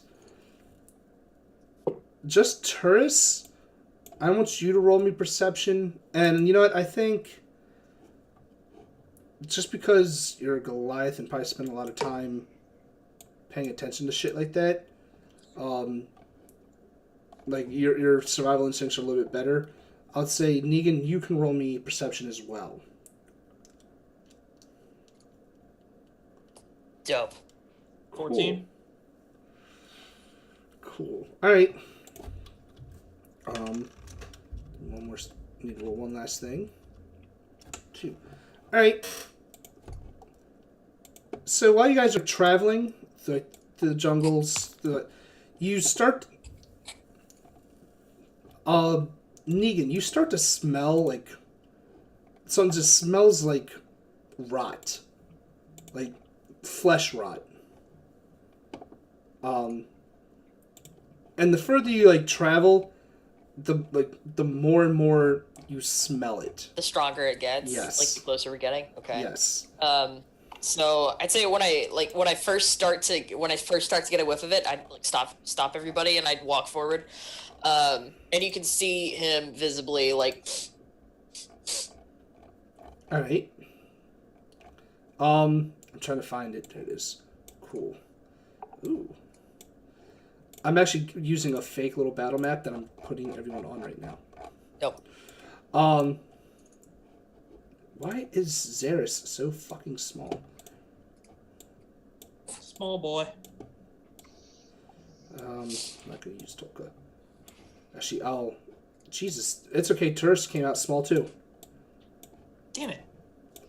And last one, let's see if Tolka come or. Yeah, the only ones that didn't come out small were Sid and Negan. Let me put everyone in a little bit of a somewhat of an order here. Probably be back. She'd probably be in the back. Boom, boom, and boom. You come across after a while. There, Negan. You're sniffing around, and you finally catch sight of it. You see out in the distance. Probably honestly because of the heavy rain and how little you can actually how little you can actually see into the distance. Probably about 60 feet ahead of you, you see this hulking monstrosity of like just discarded flesh and bone. I need you to make me a nature check. Yeah, we'll say nature. Shit, that's an intelligence skill to which I'm not very good at. 12. You know that this thing, it's a humanoid figure. I should say that, even though it's like rotting flesh and everything. But this creature is large. And the more you look at it, you can tell at one point it was once an ogre. And now it has joined the ranks of undeath. Oof. And as you're looking at it, you notice another one, probably about 30 feet away from it. Like if you're looking at it, like it's about 50 feet in front of you. Like to your 12 o'clock is the first one you see, and like your 11 o'clock, about 30 feet away from it, you see another one. Okay. So I mean, yeah, I would like throw my arms out, stop everybody, be like, I'll give you all the opportunity because it is a heavy storm. I'll give you all an opportunity to roll a stealth check. done. They have not noticed you yet. 12. All right. 11. I'm going in there chirping at it, basically. Fools are gonna be looking for stealth people.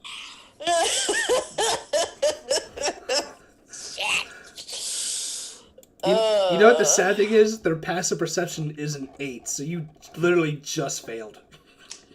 Oh, God.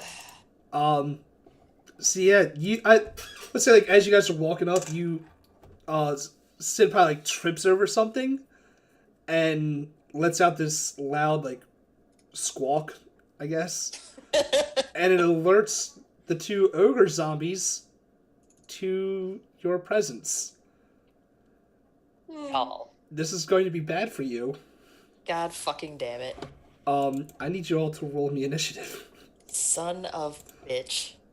Did you drag us out? Oh Yes, yeah, I we're did. back here. You're all on the south end. Yep. God damn it.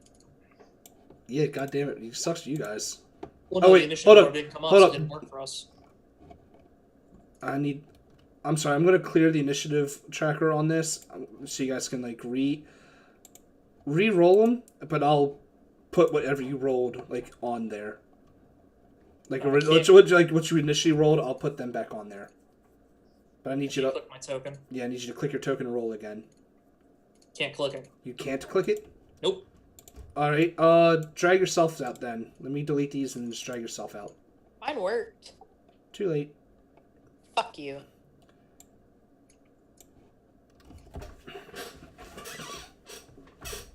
And I'll resize yours. Mine came out right. Cool. Mine keeps on saying it's not doing it. I don't know why. Why is you rolling? How is your initiative a 2.14? What the fuck? I have it set tiebreaker. Oh. Okay. I'm looking at it like, what the fuck? Shit. Nailed it. Yeah, good lord. Fuck. Everyone's rolling 70. Why is it yours won't let you control you? We're You not doing can't- tiebreaker on dexterity. That's how I normally do it. Claude, it won't let you click on your character at all? Nope. What the shit? Edit. Huh. You may want to relaunch D20, Let me roll 20. roll 20, whatever. It says controlled by determined in character settings, and you, edit. You're in there saying that you should be able to control it. I'm gonna take you out of being able to control it, and then re-add you as controlling it. And see if it fixes that. Alright, go ahead if you want to try again. It's not letting you click or move it at all. Still? Yeah, it doesn't seem to be. What the shit?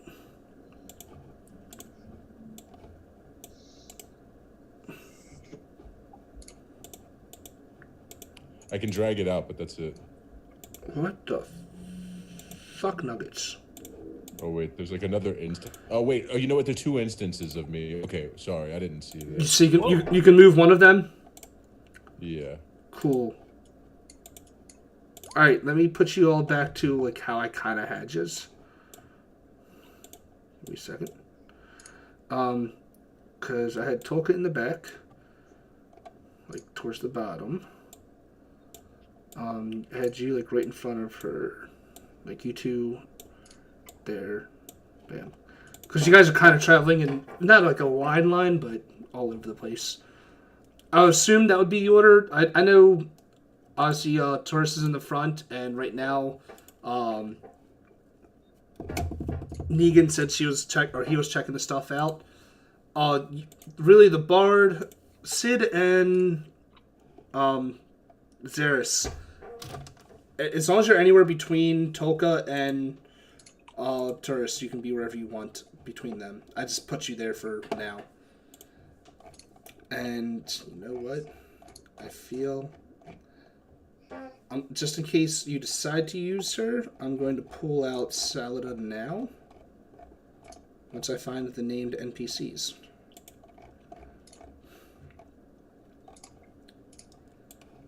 Bam. And she would be up here up at the front with you.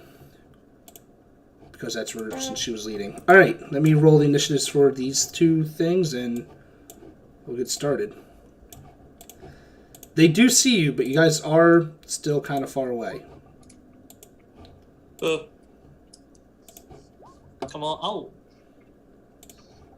Alright, descending order. So, cool. Up first is Xeris. I would assume, after you guys the failed stealth, you all notice these ogres. So you see them. What do you wish to do? Yeah, they're both about 50 feet from you.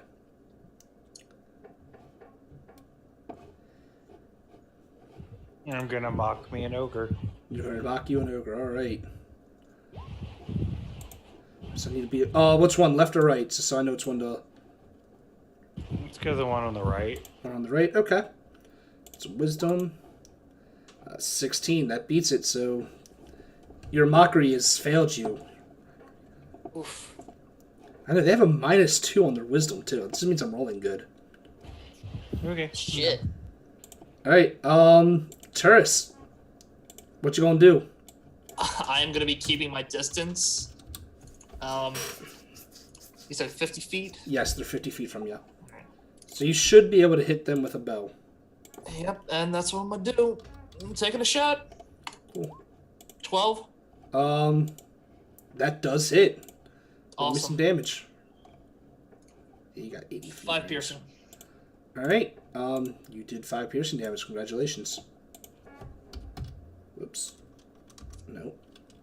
That one. Thank you. Cool. Let me, I guess, just so I can have, I'm gonna roll initiative for Salada, just so if you decide to use her, she's in initiative. But until you tell her to do so, she will not actually be used.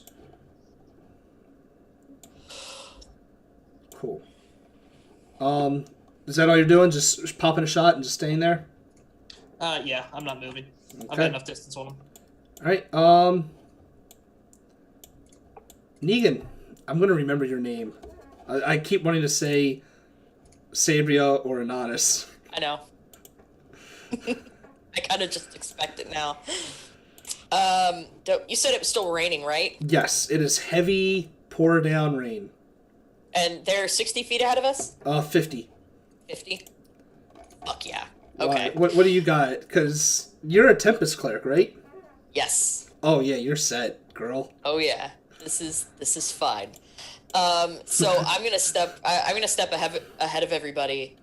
I'm looking at your spells I'm gonna right now. shove past Salada and come up maybe right about here. Oh, what spells do you, wait, hold on. What spells do you have prepared right now? Just the ones with the red marks? Yeah. Okay. Just wanted to make sure. So I'm gonna use use Guiding Bolt. All right. Sorry, I know I'm like probably moving your sheet all over the place. I'm just seeing what you got. Mm. Okay, Yeah, go ahead. I mark which ones I have prepped at the beginning of the day whenever we're rolling the survival checks and whatnot. So, Okay.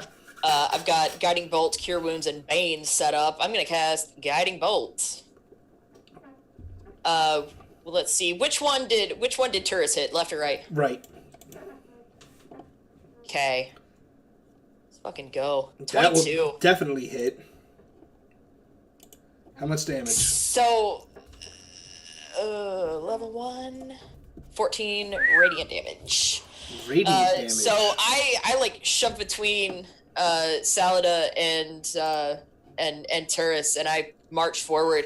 I've got my shield out, and I've got I've probably got my mace in the other hand. My warhammer is still strapped to my back, so I run forward. I roar and bang the mace on the front of the shield, and then I kind of like throw my arm up in the air, and that's gonna drop this massive.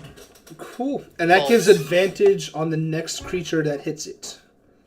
If I remember correctly. Dope. Yeah, Guiding Bolt. Let me. I'm pretty sure that gives advantage on the next attack. And the next attack roll made against this target for the end of my next turn has advantage because now he's Glittering in light. yeah. Alright. Since you are a paladin, a cleric, I'll give you this because your nature was decent enough as it is, I think. It was like, what, 11? Something like that? Something like that. Yeah, 12. You know that these creatures are not to be trifled with.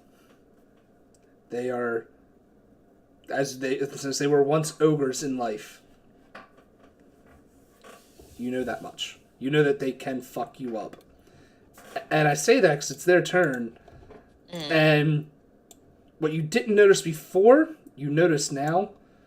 The ogre has a morning star in his hand, and it starts making its way towards you. Oh shit. I'm gonna give me just a second. I'm gonna check something on my character sheet and make sure this is actually in effect.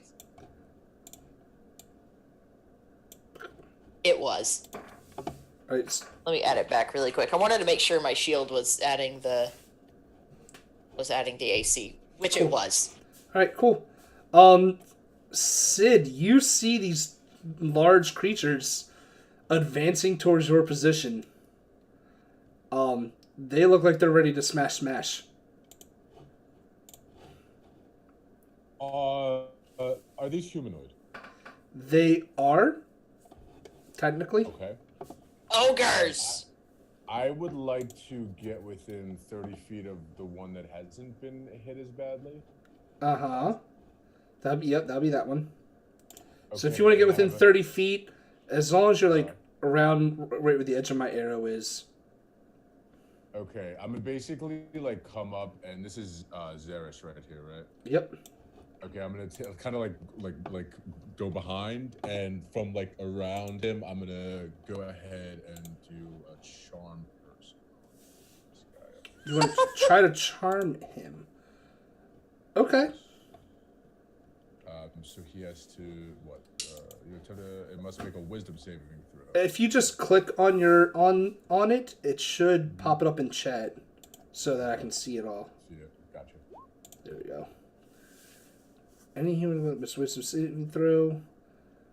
Alright, what's your DC save? On your spell page, it should 12. say at the top 12. 12. Cool, so I have to beat a 12. What did I roll? Dope. You You have, rolled a 6. you have charmed this creature. Hold on. Mm-hmm. I did not roll a 6. I rolled a 15. 15. Right. What? Yeah. It must make a wisdom saving throw and does so with advantage if you or your companions are fighting it. We haven't exactly engaged with it yet, though. I was thinking that as well. We haven't hit it. I mean, we've only strictly hit the right one. You're true. We are technically correct, the best kind of correct. I will roll a d20.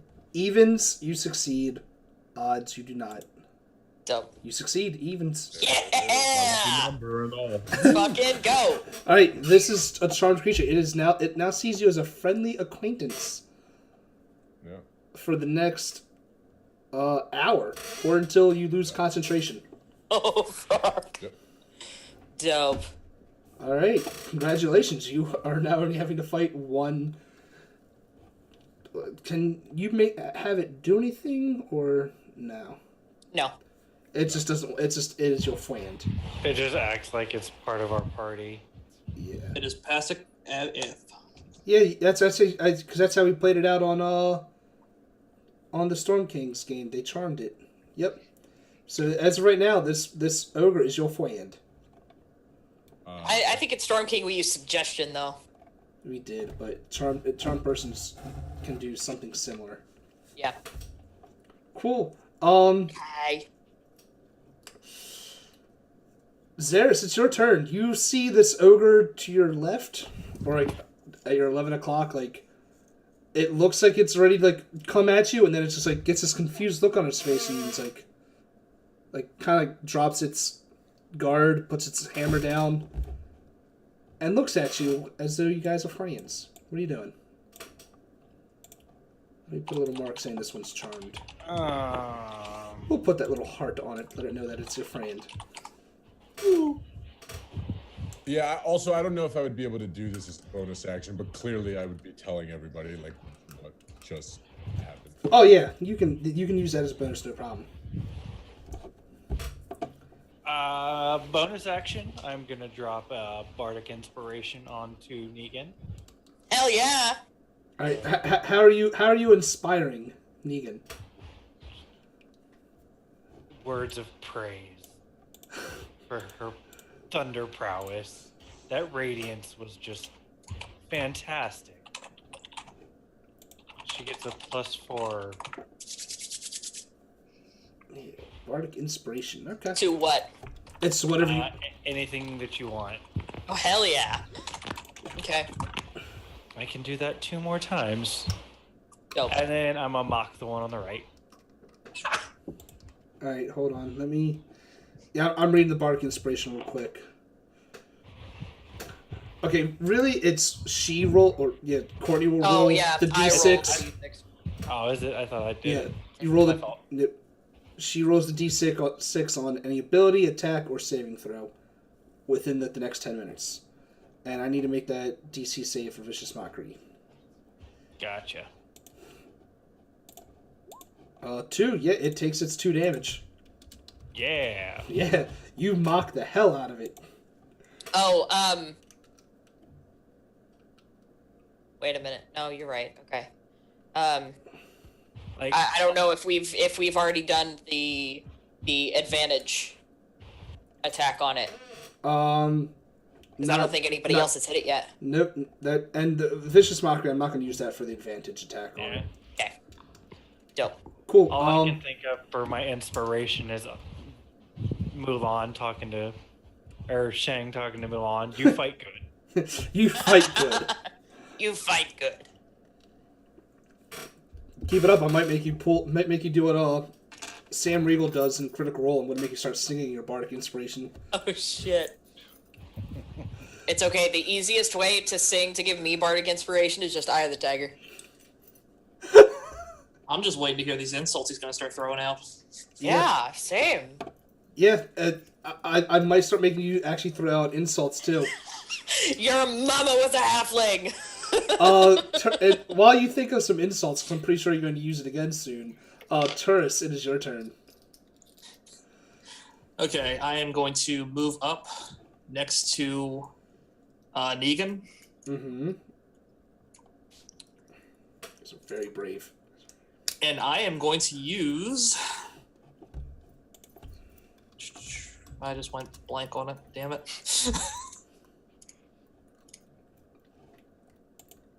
What are you using? I just blanked on it. Hold on. Are you using a ranged attack? A spell? Do you have spells yet? You're only level 1. You don't have spells yet. That's correct. I have no spells. I'm going to use my breath weapon. Cool. And your acid. That's correct. Cool. So I need to make a dex save. And takes 2d6 or half as much on a failed save. So I need to make a dex saving throw. I really should keep my character sheets handy. Let's minimize that because I don't need that. Dex save. 17. Oof. That's pretty much a pass. So roll a d6. Or 2d6. 2d6. 3. So 2 damage. Now, wait a minute. I wonder if the advantage for Guiding Bolt, could that also just impose disadvantage on a save? If that's the case, then it would have been wasted on Vicious Mockery. Oh, shit, you're right. Okay. So... Dope. Well, I guess I'm getting advantage then, motherfuckers. Yeah. It is your turn. Can I use that Bardic Inspiration for damage? I don't think so. Nope. Ability, attack, or saving throw. Not damage itself. Word. Alright. In that case... That is a full action. Son of a dick. I'm waiting to see what you do.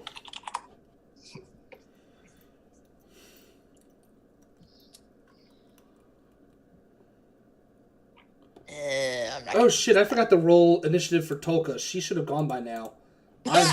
I'm sorry, because I am actually going to use her in this battle. Because you're going, Yes. Do her first so I can figure out what I'm going to do. You're going to need her in this. Believe me. I keep forgetting she's here. In spirit. In spirit. Alright, so let me... Since I forgot about her, let me... Go ahead and do Tolka before me. Yeah. That's what I'm going to do for her last turn. Okay. Um, longbow, that's 80 feet, I think. So she can probably hit this thing no problem. 150 feet, goddamn, girl. Yeah, longbow can go a long ways. Alright, well, she's going to use a longbow on this thing, and I rolled a fucking 6. No, it's got. Oh, yeah, because she Yeah, went after you. advantage. It's got advantage. So, yeah, so Yeah. she's going to use up that advantage. 14 will hit for 8 damage. Mhm. Cool. Tink. Alright. Yeah, it's still standing and going strong. Shit. Okay. Mm. Oh, fuck. What is her favorite Alright. enemy? Hold on. Okay.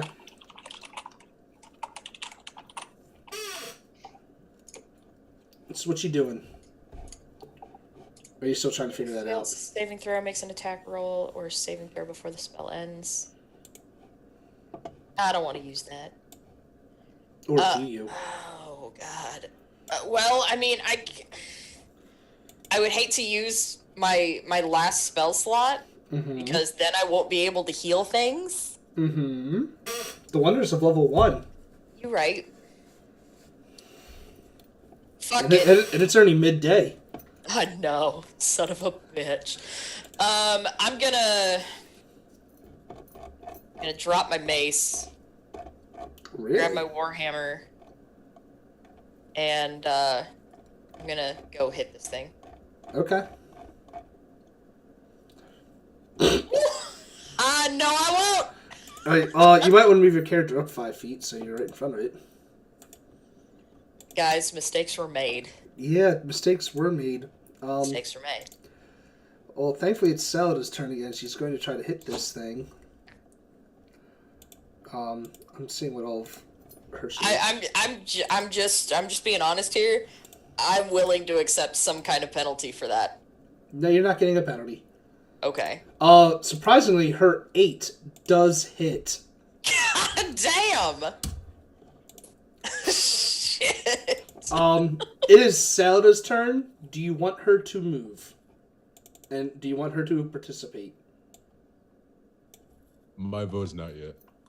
Okay. Okay. Anyone else have a preference? Nah. Okay. Well, then it's the Ogre Zombie's turn. And because you were right in its face, you're going to hate this. Mm-hmm. Does 13 Nope. hit? Well, you were It does lucky. not. Do you see how much damage that would have done to you? Yep. This ogre, seeing you as a friend, and seeing you getting attacked by someone that is not his friend, can they try to break out of it on their turn? Out of charm person? That's what I'm checking. Nope, they can't. Cool.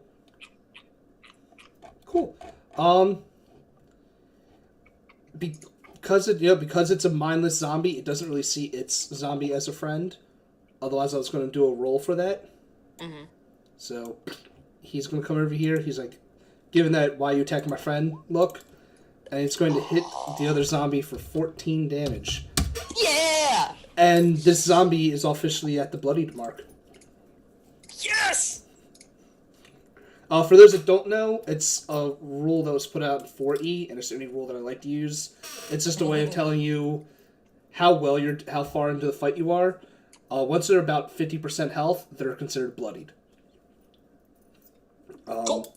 And 10% health is critical. Right. But he's in the bloodied state. Bloody's a start. Sid, it is your turn. You're using a concentration spell right now, so if you can cast spells, you can do actions, but you cannot use another concentration spell. Right. Otherwise, your charm will be gone. Actually, charm person is not concentration. You sure? I don't have it marked as concentration. Hold on, let me look. Oh shit! It's not concentration. I'll Wow. be damned. That's I'm overpowered as hell. yeah. I'm not gonna lie. It does not say concentration on that. Oh, son of a bitch. Technically correct. The best kind of correct. If I were to try to find something on the ground and use my sling on the not-friendly guy, would any of these individuals in the way cause any kind of like three-quarters cover? No, I'm not going to impose cover for people unless if they're. The only way I would is how you have Xeris in front of you. If every single person was like in a line in front of you, then I would. But there's enough leeway that you can maneuver around. Okay. I'd still like to just move right here, just so I'm kind of like in line. Cool. I mean, it's also a large creature, so this thing is about 10 feet tall. Right. Oh, yeah, fair enough. Okay. Is there anything in this area that on the ground that I could use? I mean, since you're in the jungle, you don't have any. I'm looking at Negan's character sheet. You don't have like rocks or anything already on you. No, I don't. I mean, if you look around, if we're gonna do it this way, I'm gonna make you roll perception checks to find rocks. Since you're in the jungle, it's a very easy DC, but I'm still gonna make you roll it since you're in the middle of combat. Perception, fair enough. Yes, perception, just to see if you can quickly find one to grab. Oh yeah, you. I'll say with the 21, you see there's probably about like 3 or 4 rocks in your immediate vicinity that you can use for your sling. All right, I'm gonna quickly scoop one up and lob it off. 11, that will hit. It does hit. Yeah. Nice. These things, their AC is low as shit. Because they're so big, yeah. Because they're so big and they're zombies. Yep, lumbering. Cool. Cool. Is that in your turn? Yep, that's it. Cool. Xeris. Get my names mixed up.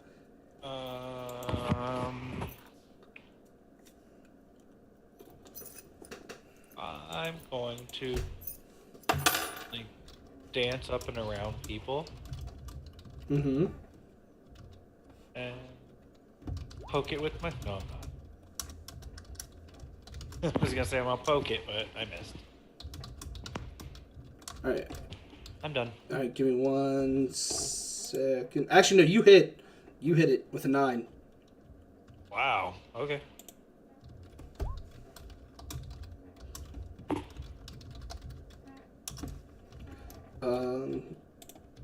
Sorry, I was typing shit. 5 damage. Yeah, Okay. their AC, like I said, Tolka's hit with an 8. So I their missed AC is it. at least 8 or lower. Alright. Oop. Ignore that. I clicked on accident. I'm done. Okay. Taurus.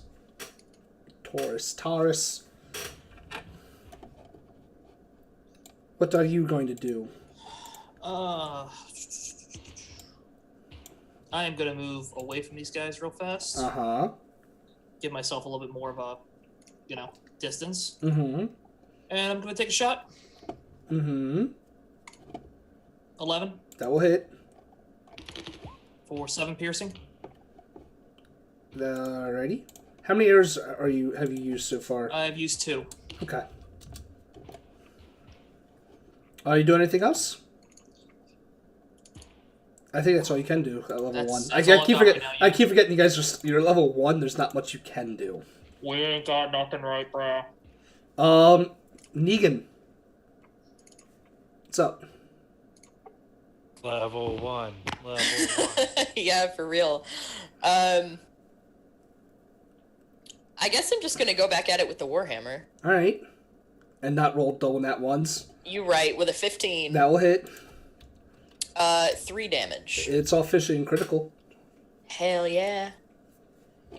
I Why are you rolling damage? Why does your damage roll twice? don't know. Whatever. I think No. one's for one-handed, advantage. one's for two-handed. Yeah. So I'm using it one-handed right now. So the one I go with the D8? one on the left. Yeah. And that's not even put in there correctly for the two-handed because it should still it's not adding the plus for your strength in there. Weird. Okay. Well, I'm not using it two-handed right now, so I'm not terribly worried about it. Cool. I've got the shield on the other. I've got the shield on the other arm. So. Cool. I No guess deal. that ends your turn. Correct. Yeah. Cool. It's Tolka's turn. Wait a second. Yeah. Plus strength. There. I fixed your character sheet for you. Oh, thank you. Tolka is going to stick with her longbow. You sure 14 did. for 7 damage. -7. And somehow this thing is still standing. Shit. How does that make you guys feel? I'm okay with this. As long as we can get away fast enough from the other one to be out of its immediate range when it figures out that we just fucked with it. Yep. I mean, you got an hour in game for that. Well, this zombie's going to try to attack you again there, Zeris, because you've been pissing... Not Zeris, Negan, because you've been pissing it off. Ooh, you are down. You are down, girl. I forgot about this earlier. I have a thing. You have a thing? It's called Stone's Endurance. What does that do? Tell us what that does. When I take damage, I can use reaction to roll a d12, add my con modifier, and reduce the damage by that amount. You might want to do that. Yeah. Okay. So I'm going to roll a d12. Uh-huh. Let me take that X off first, then. That's not going to take off enough. Even with my con mod, that's not going to take off near enough, so... What is your What is your Constitution modifier, just so I know? +1. Oh, wow. So, yeah. Level 1, baby! 0, and you are the cleric is unconscious again. Nothing quite like a healer tank. Zombie number 2 is going to attack zombie number 1 and take out the zombie. Actually, no, he's not. Not yet. I'm sorry. I need to roll... Hold on. Oh, because he's a zombie. Undead Fortitude. Yep. Makes a Constitution DC plus... Cool. Well, I need to make a DC fucking like 18 con save, or the zombie is indeed dead. I rolled a 19. Fuck you! The zombie has 1 hit point. And I saw it fucking happening too. I was like, watch him fucking beat it Y1. He's got balls of steel. Get fucked! So what you thought would put this zombie ogre down did not actually do so. Of fucking course. We can't give the killing blow to the NPC. We have to take it ourselves. Sid, it is your turn. You just watched your Goliath friend go down again. Second time in 3 days.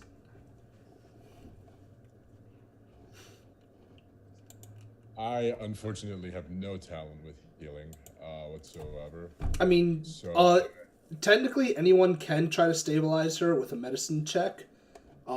Him with a medicine check, sorry. But if you have like a healer's kit, you can do it without the check. I don't have a Okay. healer's kit. And also, anyway, do I notice that this thing is like basically like It is falling apart. It is like it's holding itself together just by pure will. right? I think as a bonus action, I would try to call out to someone to heal Negan. But as my actual action, I would stone off. Alright. So what are you spending your action doing? Another slow. You said there were like 2 or more. Another 2 stones. Yeah. There's enough stones around you that you can quickly grab one and shoot a shot off. That will just hit.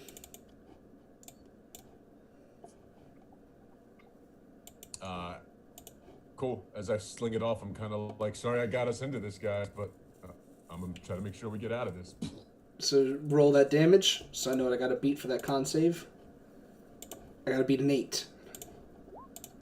It's still alive. Zeris, you're up. Bonus action. Is that the end of your spell slots for the day? No, that's First one since I haven't used. Okay, never mind. I was wrong. We long rested since the last time I used one. Remember? That's right. And your bardic, it was because I was thinking the bardic inspiration, but that doesn't use spell slots. I'm dumb. It's just a thing. Yep. So, And you're gonna viciously mock it, okay? I am. I've been balls deep in vagina that smells less bad than you. Ooh.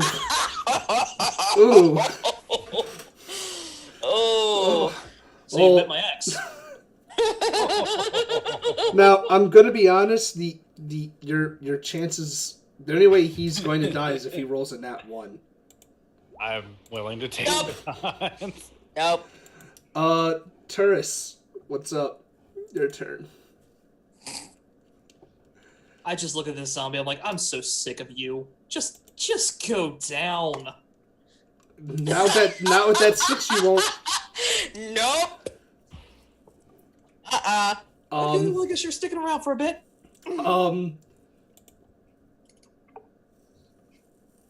Oh, it's my turn. Negan, it's your turn.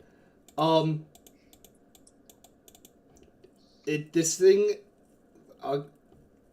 slight hint. I can't really say hint because it's common knowledge, but this thing is undead.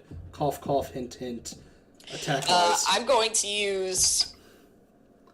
I'm going to cast my Sacred Flame cantrip. Please do. So that's going to be a DC 12 Dex. Dex save. Yes.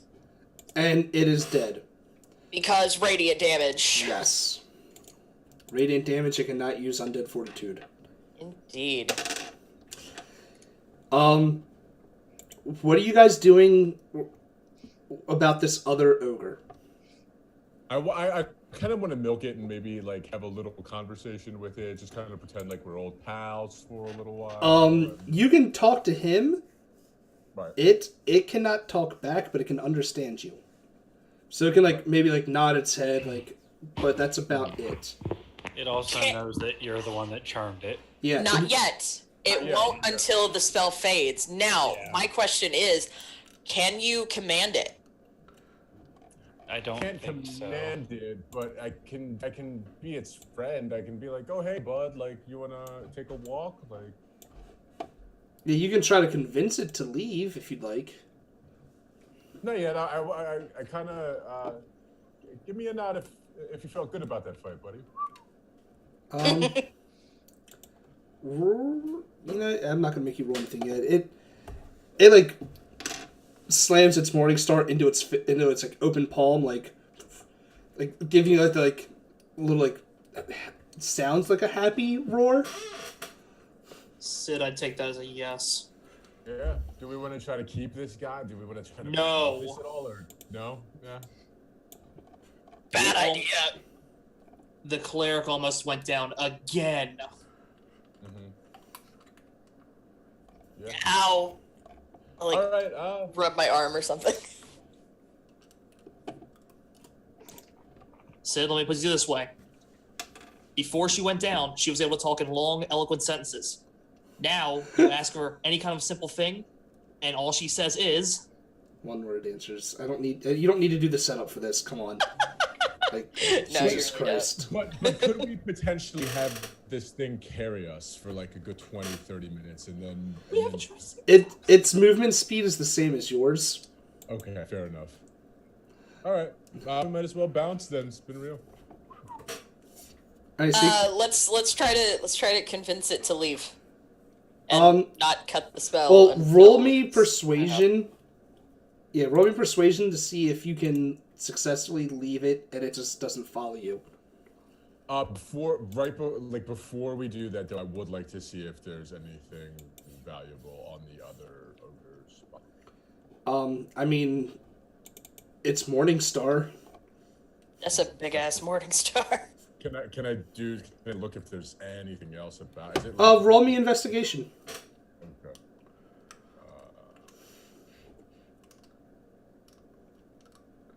Alright. Here's what you do notice on it. You don't see any, it doesn't have any, collectibles or treasures. But what you do notice on it is, on its forehead is a blue triangle, like looks like it was painted onto it.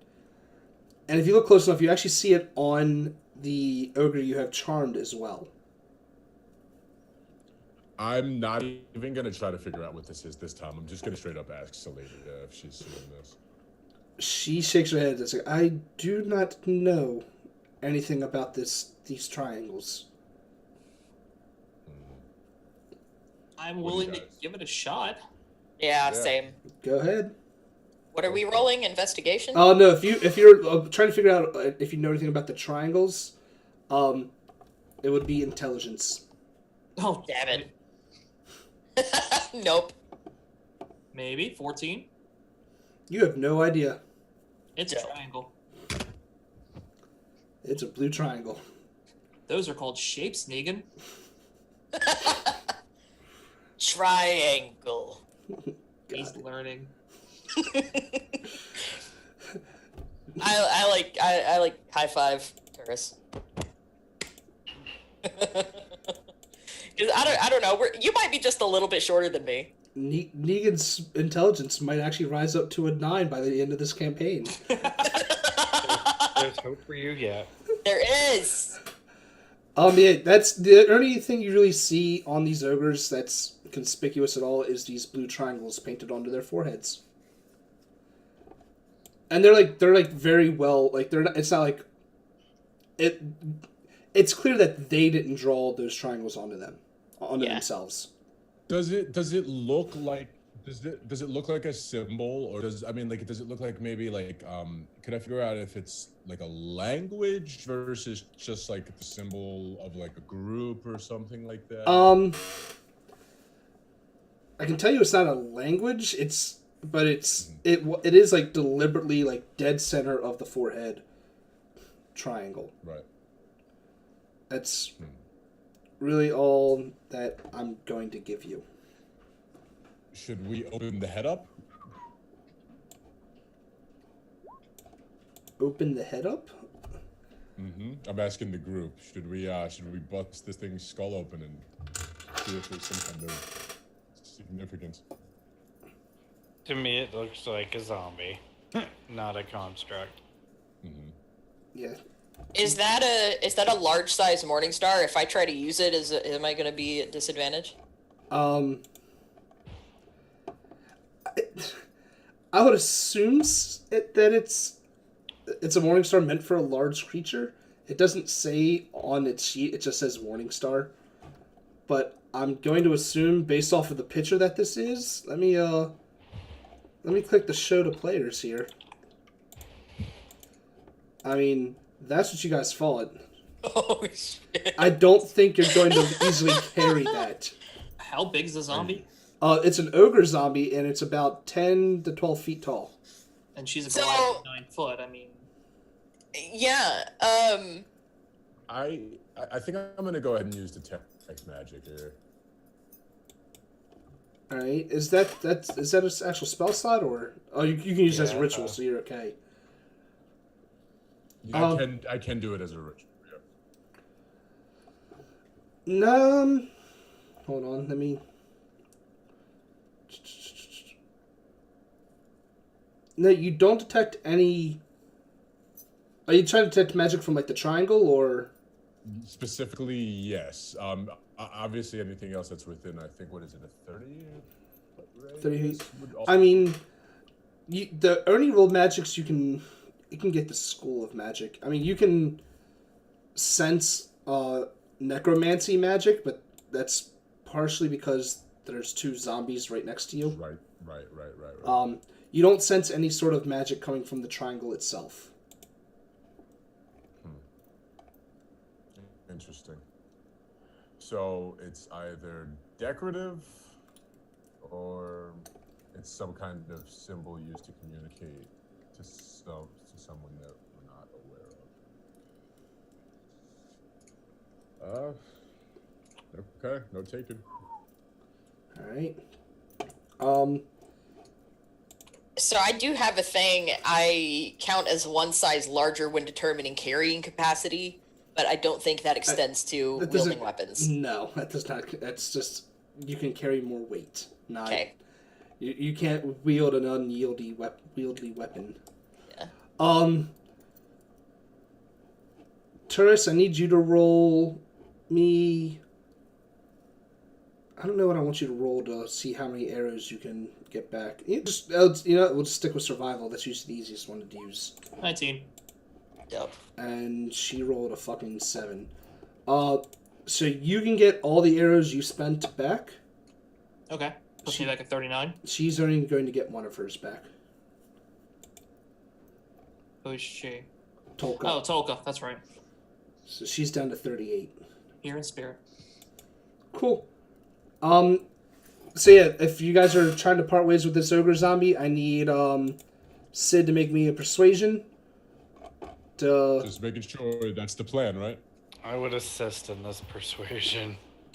He's the one that's you can assist, but since he's the one that's charmed it, he's got to make the actual roll. Yeah.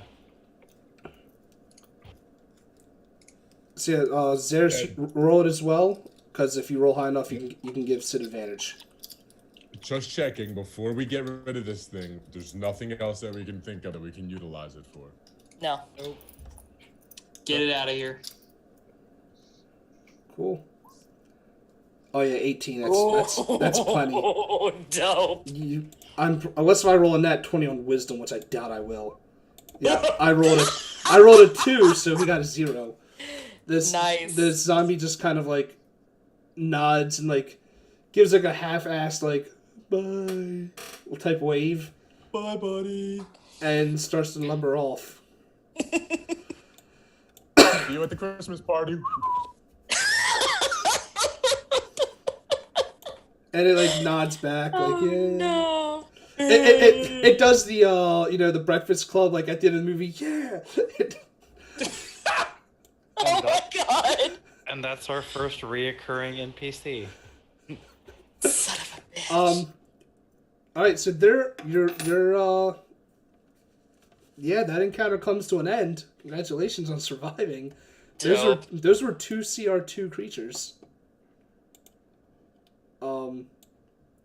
You saw how much damage they could do.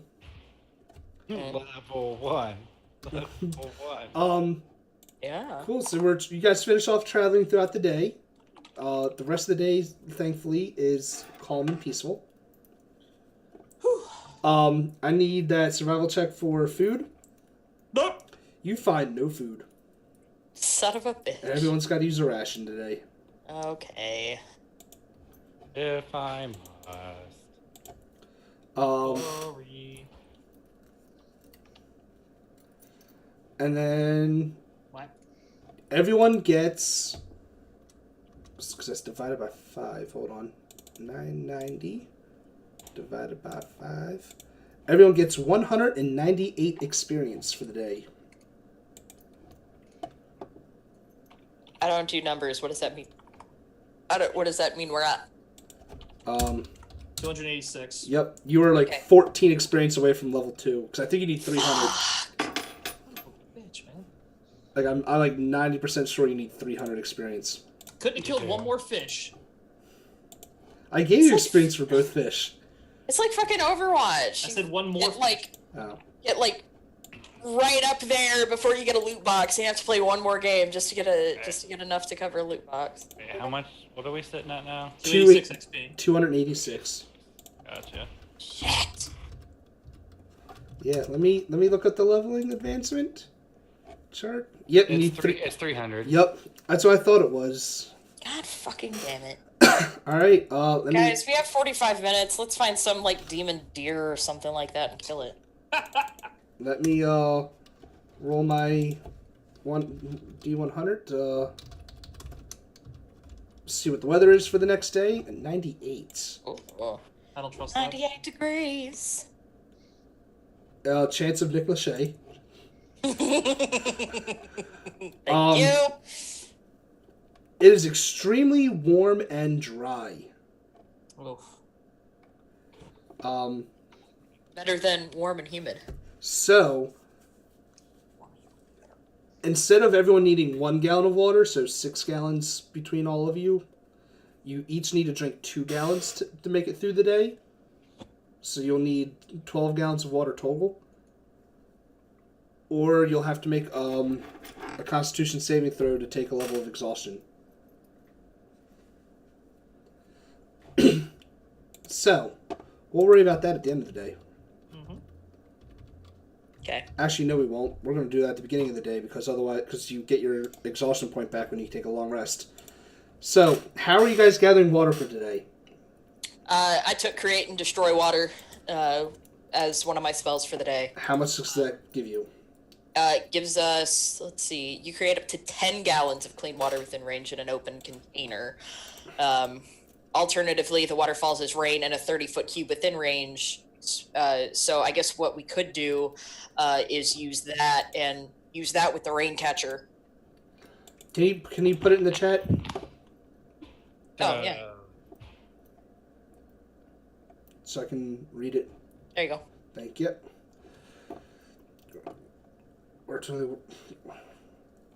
Well, it still only creates 10 gallons. It wouldn't create more, even if you do it as rain. We can do. Okay, so we can still do that.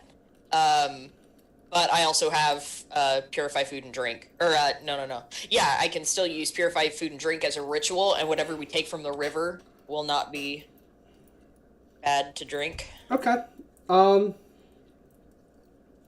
Okay, we can do that. That'll work. And so, just out of curiosity for spellcasting purposes, can I? So certain spells are marked as ritual. Can I cast those without using a spell slot? That I just is have correct. to cast as ritual. That's fucking dope. Okay. So yeah, I can use Purify Food and Drink as a ritual. And so that we don't have any work on our hands, I will do Unseen Servant as a ritual and command him to go collect our water for us. Cool. Nice. That So works. Cool. Now, let me check ritual real quick first, because I know I gave it to you once already, but I think for using ritual spells, I don't know if a cleric can use rituals. For any clerics and druids can use ritual spells or use it as ritual. Anyone else has to take the feat for it. I'm looking at that right now. Yeah. To cast a spell as a ritual, the spellcaster must have a feature that grants the ability to do so. The cleric and the druid, for example, have such feature. Hold up. The caster must also have the spell prepared on his list, unless the... I'll let you use it for now. I'll have to double check on all the rules because it doesn't give me everything. I'll have to look at it on the PHP where I can scroll through quicker. But I know there's a feat that allows you to use rituals or spells as rituals, but I know that some people get it automatically. So for now, we'll just say you can both use it, and if that changes for next time, so be it. Yeah, so that takes care of you guys getting water. You got a 20 for survival for travel, so you end up where you want to go. And let me see what my how your day goes.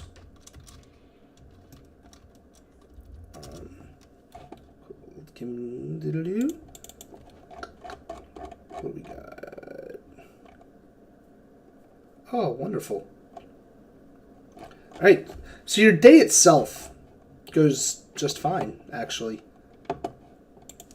And I say your day because I really mean the day itself. After that, things change. shit. Please don't be the... What do we got this time? I'll say as you guys are getting yourselves, you're starting to wind down for the day. Ooh, that sounds dangerous. Yeah, I need all of you to make me perception. And I'll roll it for Tolka, and she gets it at advantage. God damn So it. glad her advantage is amazing. Fuck. Cool. There it is. What is it with me rolling doubles? I don't know. But as you guys are traveling, like you're getting ready to wind down for the night, it's like probably dusk. Tolka notices it actually, and shushes you all, and tells you, "We are not alone." Oh.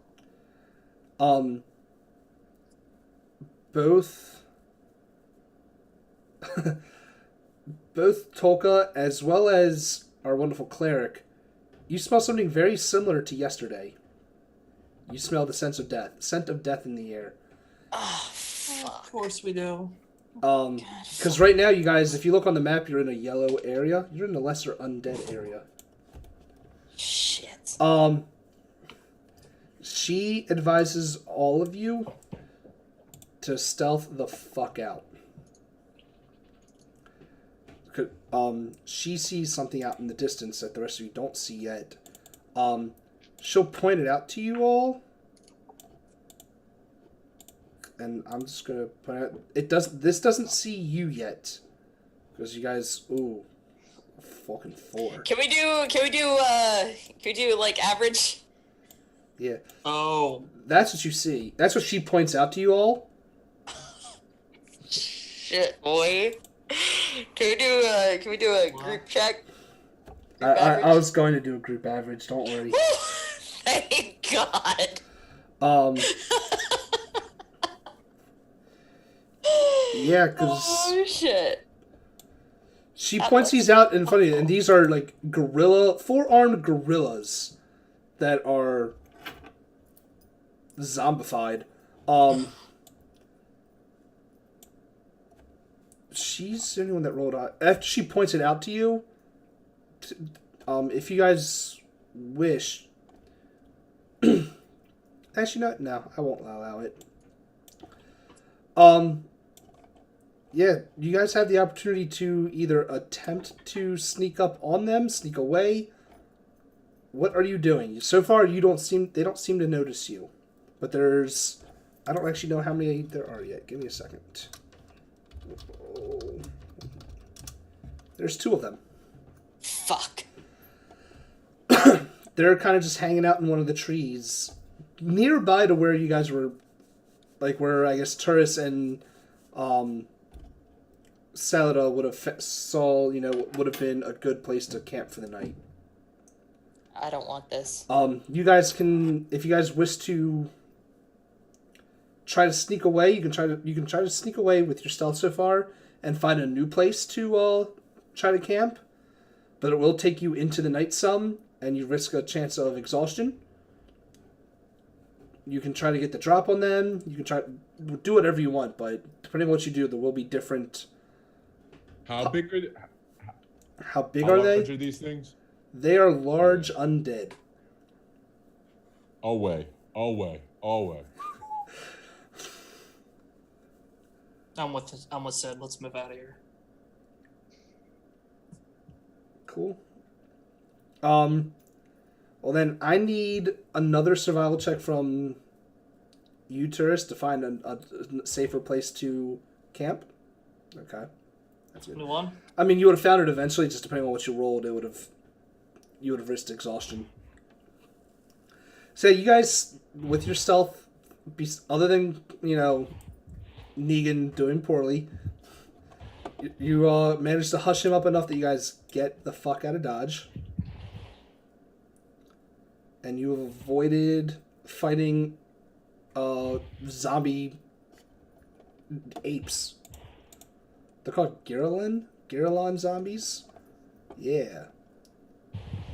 I don't know what you would notice first. The fact that it has 4 arms or the fact that it's undead. So basically, the gorillas from Clint Eastwood movie. I was going to say more along the lines like the gorillas from Parasite Eve, but okay. That too. I took it back. I mean, I ain't happy. I'm feeling glad. That you got sunshine? I mean, it is a sunny day. It is a hot and sunny day. It's in my bag.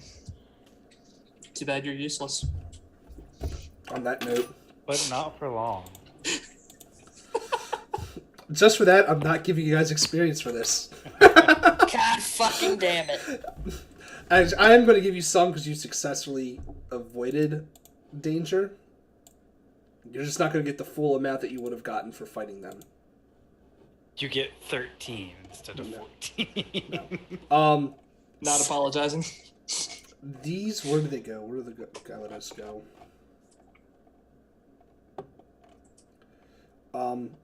These things, I'm not gonna lie, they probably would have killed you.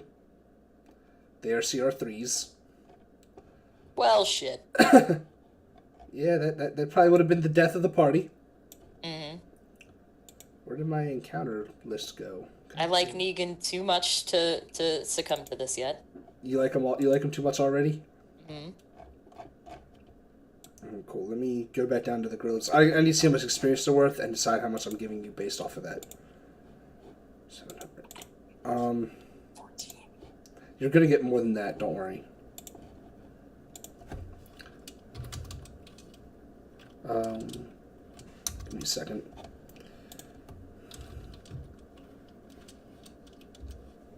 Put 70. All right. Whoa! I did not want to multiply that. That's wrong. Start with that. And then, you will each get. You each get 102 experience. For avoiding them. I love it. It's because you get experience based off of encounters themselves. Whether you actually, since they are a danger to you, avoiding the encounter by stealthing out, you do technically get experience. I wasn't going to give you the full experience because that would have been a lot of fucking experience. Yeah. You would have originally gotten 308 should you have fought them. Ooh. But I'm giving you a third of that, so Okay. it was the 102. 388's current number. I leveled up. Yay. You were at 286, right? Correct. So yeah, So 388's current total. Yep, cool. So yeah, we'll do some quick leveling, and then that's what we'll go through the leveling up process, and that's what we'll call for the night. Because I know leveling can take a little bit of time. So what are we at? 388? 388. Okay. So you all get a level. You're all at level 2. Yeah. Motherfucker. Why are you saying motherfucker? I rolled my hit dice for leveling. If you roll, you know what? No, you know what? I'm not going to be benevolent this one. It's usually either if you roll less than your average, I'll let you take your average, but I'll let it slide. If you want to take your average this time, you can because you rolled a 1. But from here on out, whatever you roll, that's what you get. You could take the average or what you roll. Average is what? 5. 5 plus your 1, so 6 for you. Courtney, you're taking 3 because you. Son of an actual. Yeah. So if you roll, I took that back for Zaris because he rolled before I said it. But if you roll, that's what you get. Okay. But if you want to take your average, you can take the average. I'm gonna roll a hit dice. 5. Cool. I mean, that's 1 less than the average for you. Yep. I'm not going to do I anything forgot my for... D10. Damn it. I'm not going to do anything for Tolka. I'll let Adriana do that on her own. I gave her the heads up. We leveled up. She'll Yeah, I saw. she'll show up. Let's see. 5E Goliath. So, does anyone need... I shouldn't ask who needs help, because I think the only one that would be Mike, just because you've never played. But even then, it's level 2. You're not getting super much. Yes, but just a quick explanation would be nice. Cool. Well, let me pull up Ranger. Okay. So you actually do get some stuff. We'll do the easiest one first. You get your fighting style at level 2. What you can do, and when you choose a fighting style, you have archery, defense, dueling, 2-weapon fighting. And depending on what you choose, you get a bonus to one of them. I'm assuming that you're doing archery. You're already assuming correct. So, let me open up your character sheet so I have it with me. Taurus. So, I'm just going to add on here fighting style archery. And that will be class Ranger level 2. So what that gets you is a +2 to all attack rolls made with your ranged weapons. And that's the point. Yep. So I have that saved in your thing now. And I guess with your longbow, where's the attack? Let's add 2 to that. Boom. So now you get a +6 instead of a +4 when you roll to attack. Damn right. The second thing for you, which is probably the most important one, is now you're a spellcaster. Yes, I am. You get 2 level 1s. You know 2 spells. And you get 2 level 1 spell slots. Okay.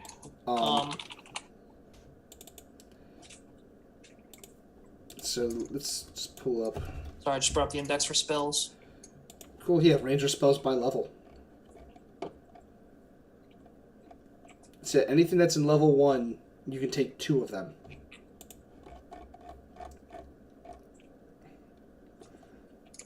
There it goes.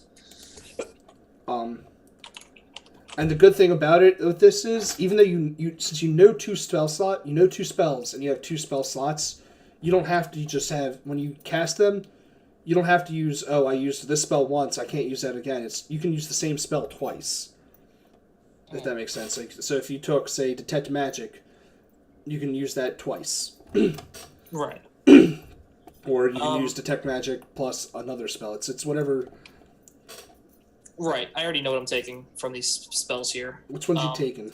I'm going to be taking Hunter's Mark. As you should. As I should.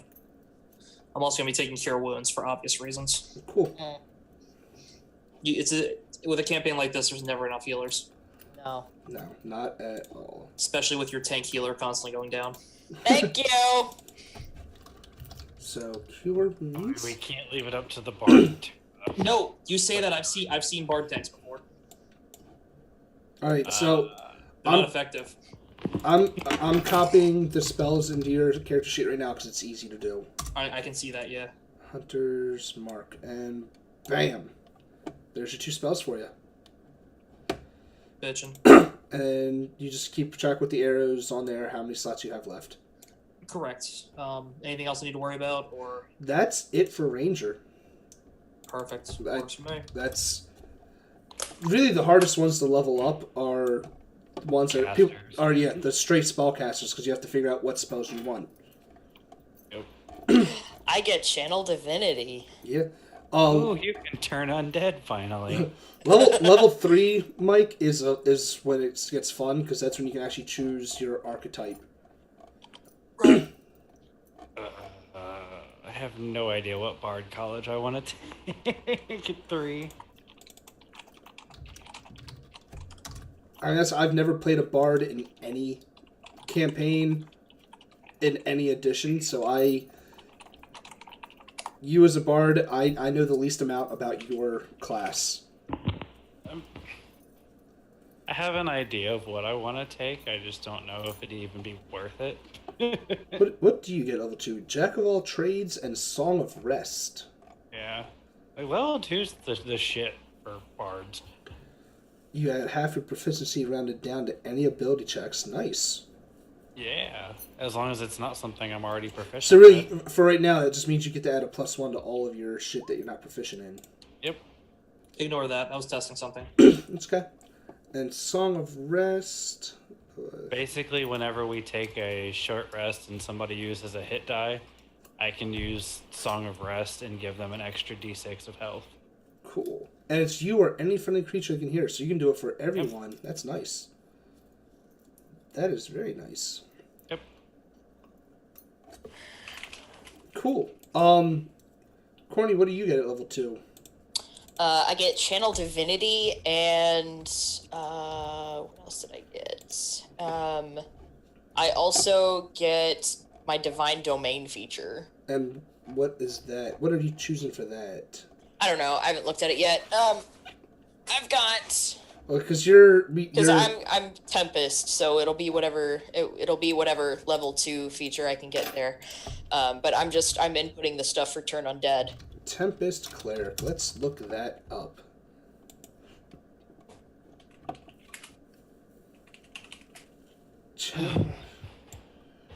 Oh, that's the fun one for you, Oh yeah. I think. Let me look at this right. Your domain, starting at level 2, you can use your channel divinity to wield the power of the storm with unchecked ferocity. When you roll lightning or thunder damage, you can use your channel divinity to deal maximum damage instead of rolling. So really, that's especially helpful if you're using things like Thunder Wave or fucking Shatter. Uh-huh. You can automatically do max damage. Word. Okay. Let me find... I'm gonna have to put that in my character sheet too, because let's see, with Channel Divinity, I get Turn Undead as just a regular cleric thing, but I also get something having to do with my domain. And yeah, that's the Destructive Wrath. Yeah. Here. Where's your Negan? There you are. Let me minimize that. Ready? Paste! Ooh, okay, I didn't see this before, but now I guess I know. Wrath of the Storm is a thing. Mm-hmm. When a creature within 5 feet of you that you can see hits you with an attack, you can use your reaction to cause the creature to make a dex saving throw. Creature takes 2d8 lightning or thunder damage, your choice, on a failed throw, and half as much on a successful throw. Yep. You can use this feature in number equal to your wisdom modifier. Fuck me. What's your wisdom modifier? More than my con mod. Actually, my wisdom mod is 2. Say, so you can use it twice a day. Hell yeah. I should put that in there then. Oh, you don't have it in your list at all? I don't. Oh, here. I must have missed it. I'm copying it for you right now. Okay. Because I guess just put it under features and traits. That's where I'm putting everything else. That's exactly where I was going to put it. Sweet. And then I'll grab destructive. I already put that in there for you as well. Hell yeah. I'm ahead of the game with this. Class. There you go. Boom. Word. And just because I'm going to take over this and put things in the correct order, there. My OCD would not let a level 1 thing be below a level 2 thing. Wrath of the Storm needs to be above Channel Divinity then. No, because they're both level 1s. Channel Divinity, Destructive Wrath says level 2. I know, and I put it, and it's down at the bottom. I switched it on my end, at least. It hasn't changed for me. Well, it sucks for you. It changed on mine, so my OCD is sated. Okay. Last but not least, Sid, what are you doing with your, level 2? You get spells and shit, right, Mr. Wizard? So far, I'm pretty sure I'm going with Fog Cloud, and I don't know. I was looking at Identify, but I think I'm going with Sleep. That's what I took. I took sleep. I say you get one level 1 spell, and one. I thought it was 2 up to the level of spell slots. Oh, I was just looking at the, how many slots you have. I haven't gotten down to that, but I know you still have 3 cantrips. See, I know you have a 3rd spell slot. I'm sorry.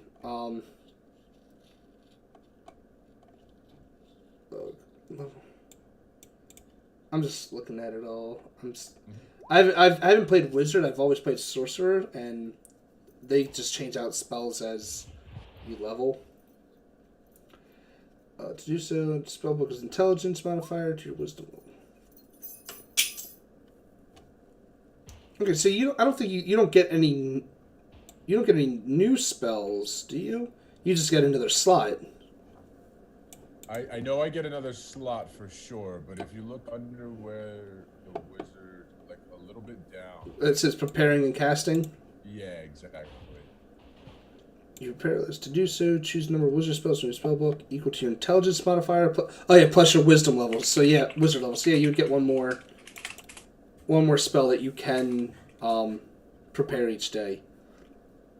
Oh, I get another prep too, because the only thing that I saw was below that even. It says,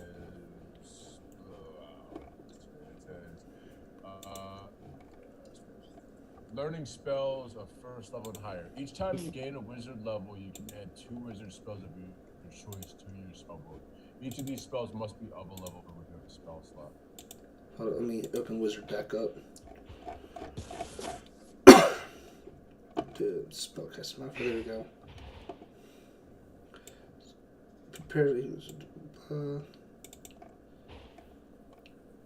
Oh, you do. Okay, yeah, you do have ritual. Cool. Learning's first level and higher. Each time you gain a wizard, you add 2 wizard spells of your choice to your spellbook for free. Each of the spells must be for a level for which you have spell slots. Yeah. Oh, yeah. So you can add 2 more to your spellbook.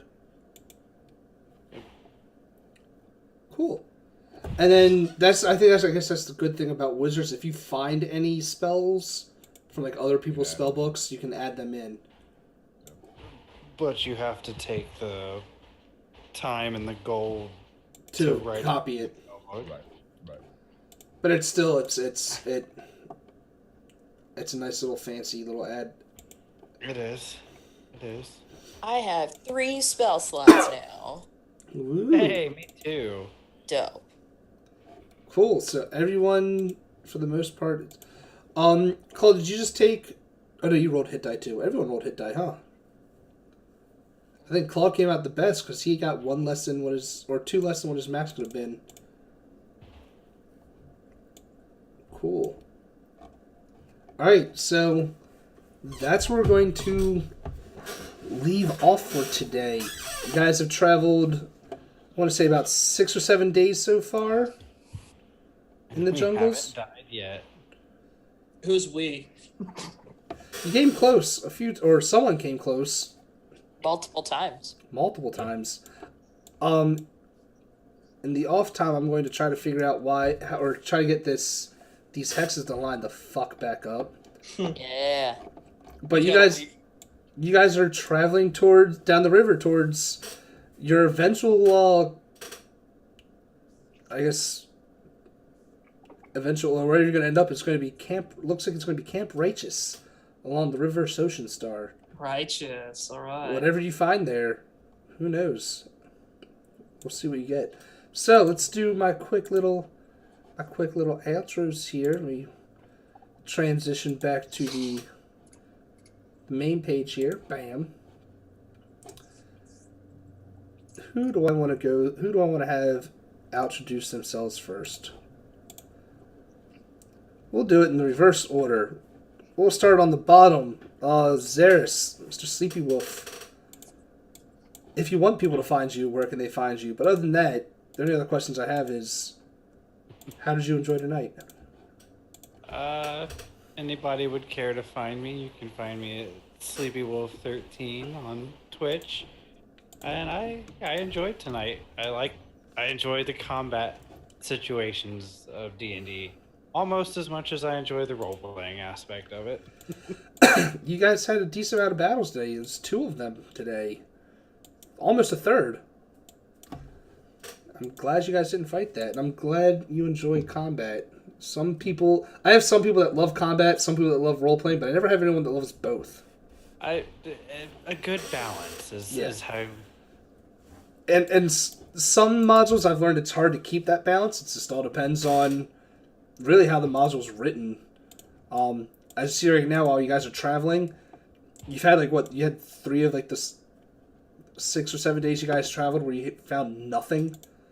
I know that can get a little sluggish, but hopefully we'll keep that. We'll get better shit next time.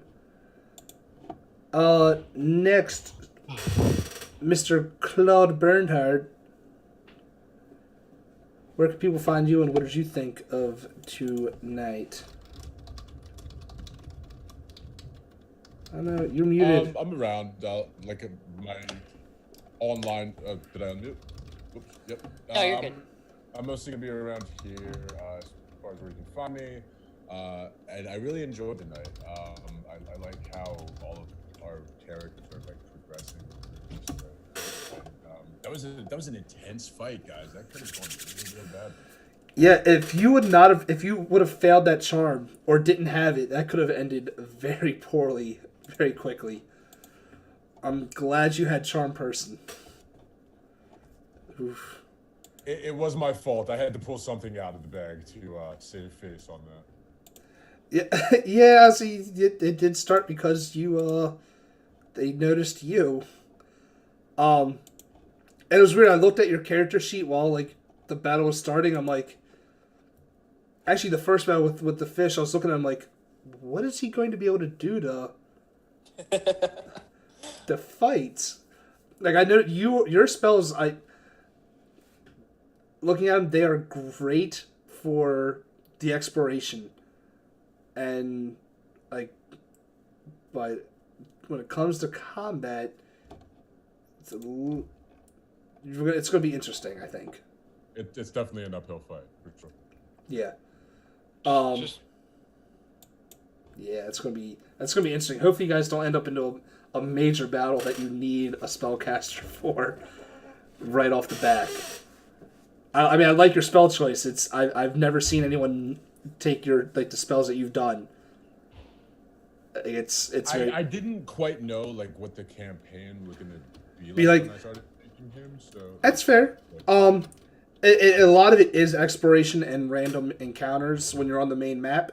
It's when you guys get into actual their locations is when it changes from obviously the random encounters to where your spells are going to be a lot more useful. It's all depends on where you are in the game at that time.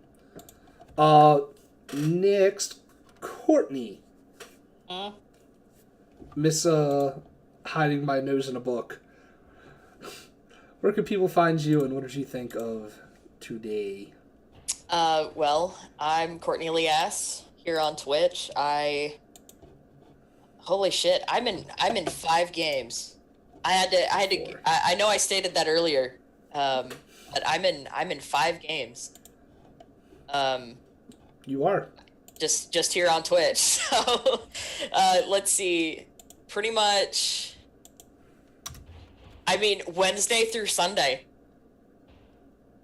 I'm in a game each day. I was actually I was supposed to be in 2 games Saturday. I'm joining up with a couple of friends of mine from Salt and Sassy. We're helping out with like a women in gaming type of deal, and so that's going on like all this month. nice. So we were supposed to have a game Saturday. We ended up having some major computer troubles, and so we ended up not doing that. We've postponed that until the end of the month. So we'll be doing that later on. I'm supposed to be doing a couple of talks later on in the series. I don't think we've finalized the time for that yet, but I'll be working on that. I stream to my channel Mondays, typically, occasionally Tuesdays if I'm feeling it, and then Wednesday through Sunday I'm just on different channels doing some D&D. So I'm here Wednesdays, I'm here Sundays, I'm on Unmade Gaming on Thursdays, Salt and Sassy on Fridays, and then Kit Battlebeard on Saturdays. You're almost as busy as I am. I'm living the fucking dream. Right? It's so good. It's dope. Last and certainly least, Mike. Mr. Spin Kick. Get wrecked. Where can people find you? And what did you think of tonight? Look at that face. You What am I can supposed find to me do with it? at SpinKickX. Face only a mother could love. Hey, whoa. How about it was? Exactly. And so does yours. Anyway, Oh shit! no, as far as everything went, I'm okay with both aspects of this. I'm fine with the fighting. I prefer the fighting. The role-playing is going to take some me getting used to. That being said, with us moving around a map and freaking random encounters, yeah, so I just have the Final Fantasy random encounter thing in my head every single time. I'm just waiting for my camera to just, wipe. Do. Yeah. I'm like, yeah. Yeah, no, I'm cool with all this. I'm cool with someone almost dying twice. Not going to say any names. Even if it's the same person. Yeah. The same Yeah. person, that's Yeah. supposed to be the healer, Yeah. That being said as well, If someone hasn't clipped her getting her freaking jugular ripped out yet, please do that. Wait, say that again? You heard. No, I really didn't. I got back into my book and I missed like half of the statement. Your jugular being ripped out, woman. Oh, yeah, you're right. That didn't feel very good, gang. I'm gonna be honest. With any luck, I will be streaming more often, though. But honestly, I'm prepping way too much on World of Warcraft with the new expansion coming out in 10 weeks. So, if it's streaming, it'll probably be boring streams. Come support. Don't sell yourself short now. There's an audience for everything. That's what I've been told. So, and of course, I'm O'Day. I run Caution Nerds. You find me here 4 to 5 nights a week, either on my own channel or with Unmade Gaming, playing a lot of D&D, because that is my life now. Much to the chagrin of my wife. She's not happy about the amount of time I spend playing D&D. Hey, mine either. Hey, all right, woo! There's 3 of us. Single, don't even have to worry about it. Angry wives unite. Yeah. Tomorrow I will be playing some Neverwinter online on the PS4. I'll be streaming that as I make my way through some random quests. Because I'm off tomorrow and I have nothing else to do with my life. So until next time, y'all stay pretty. Bye.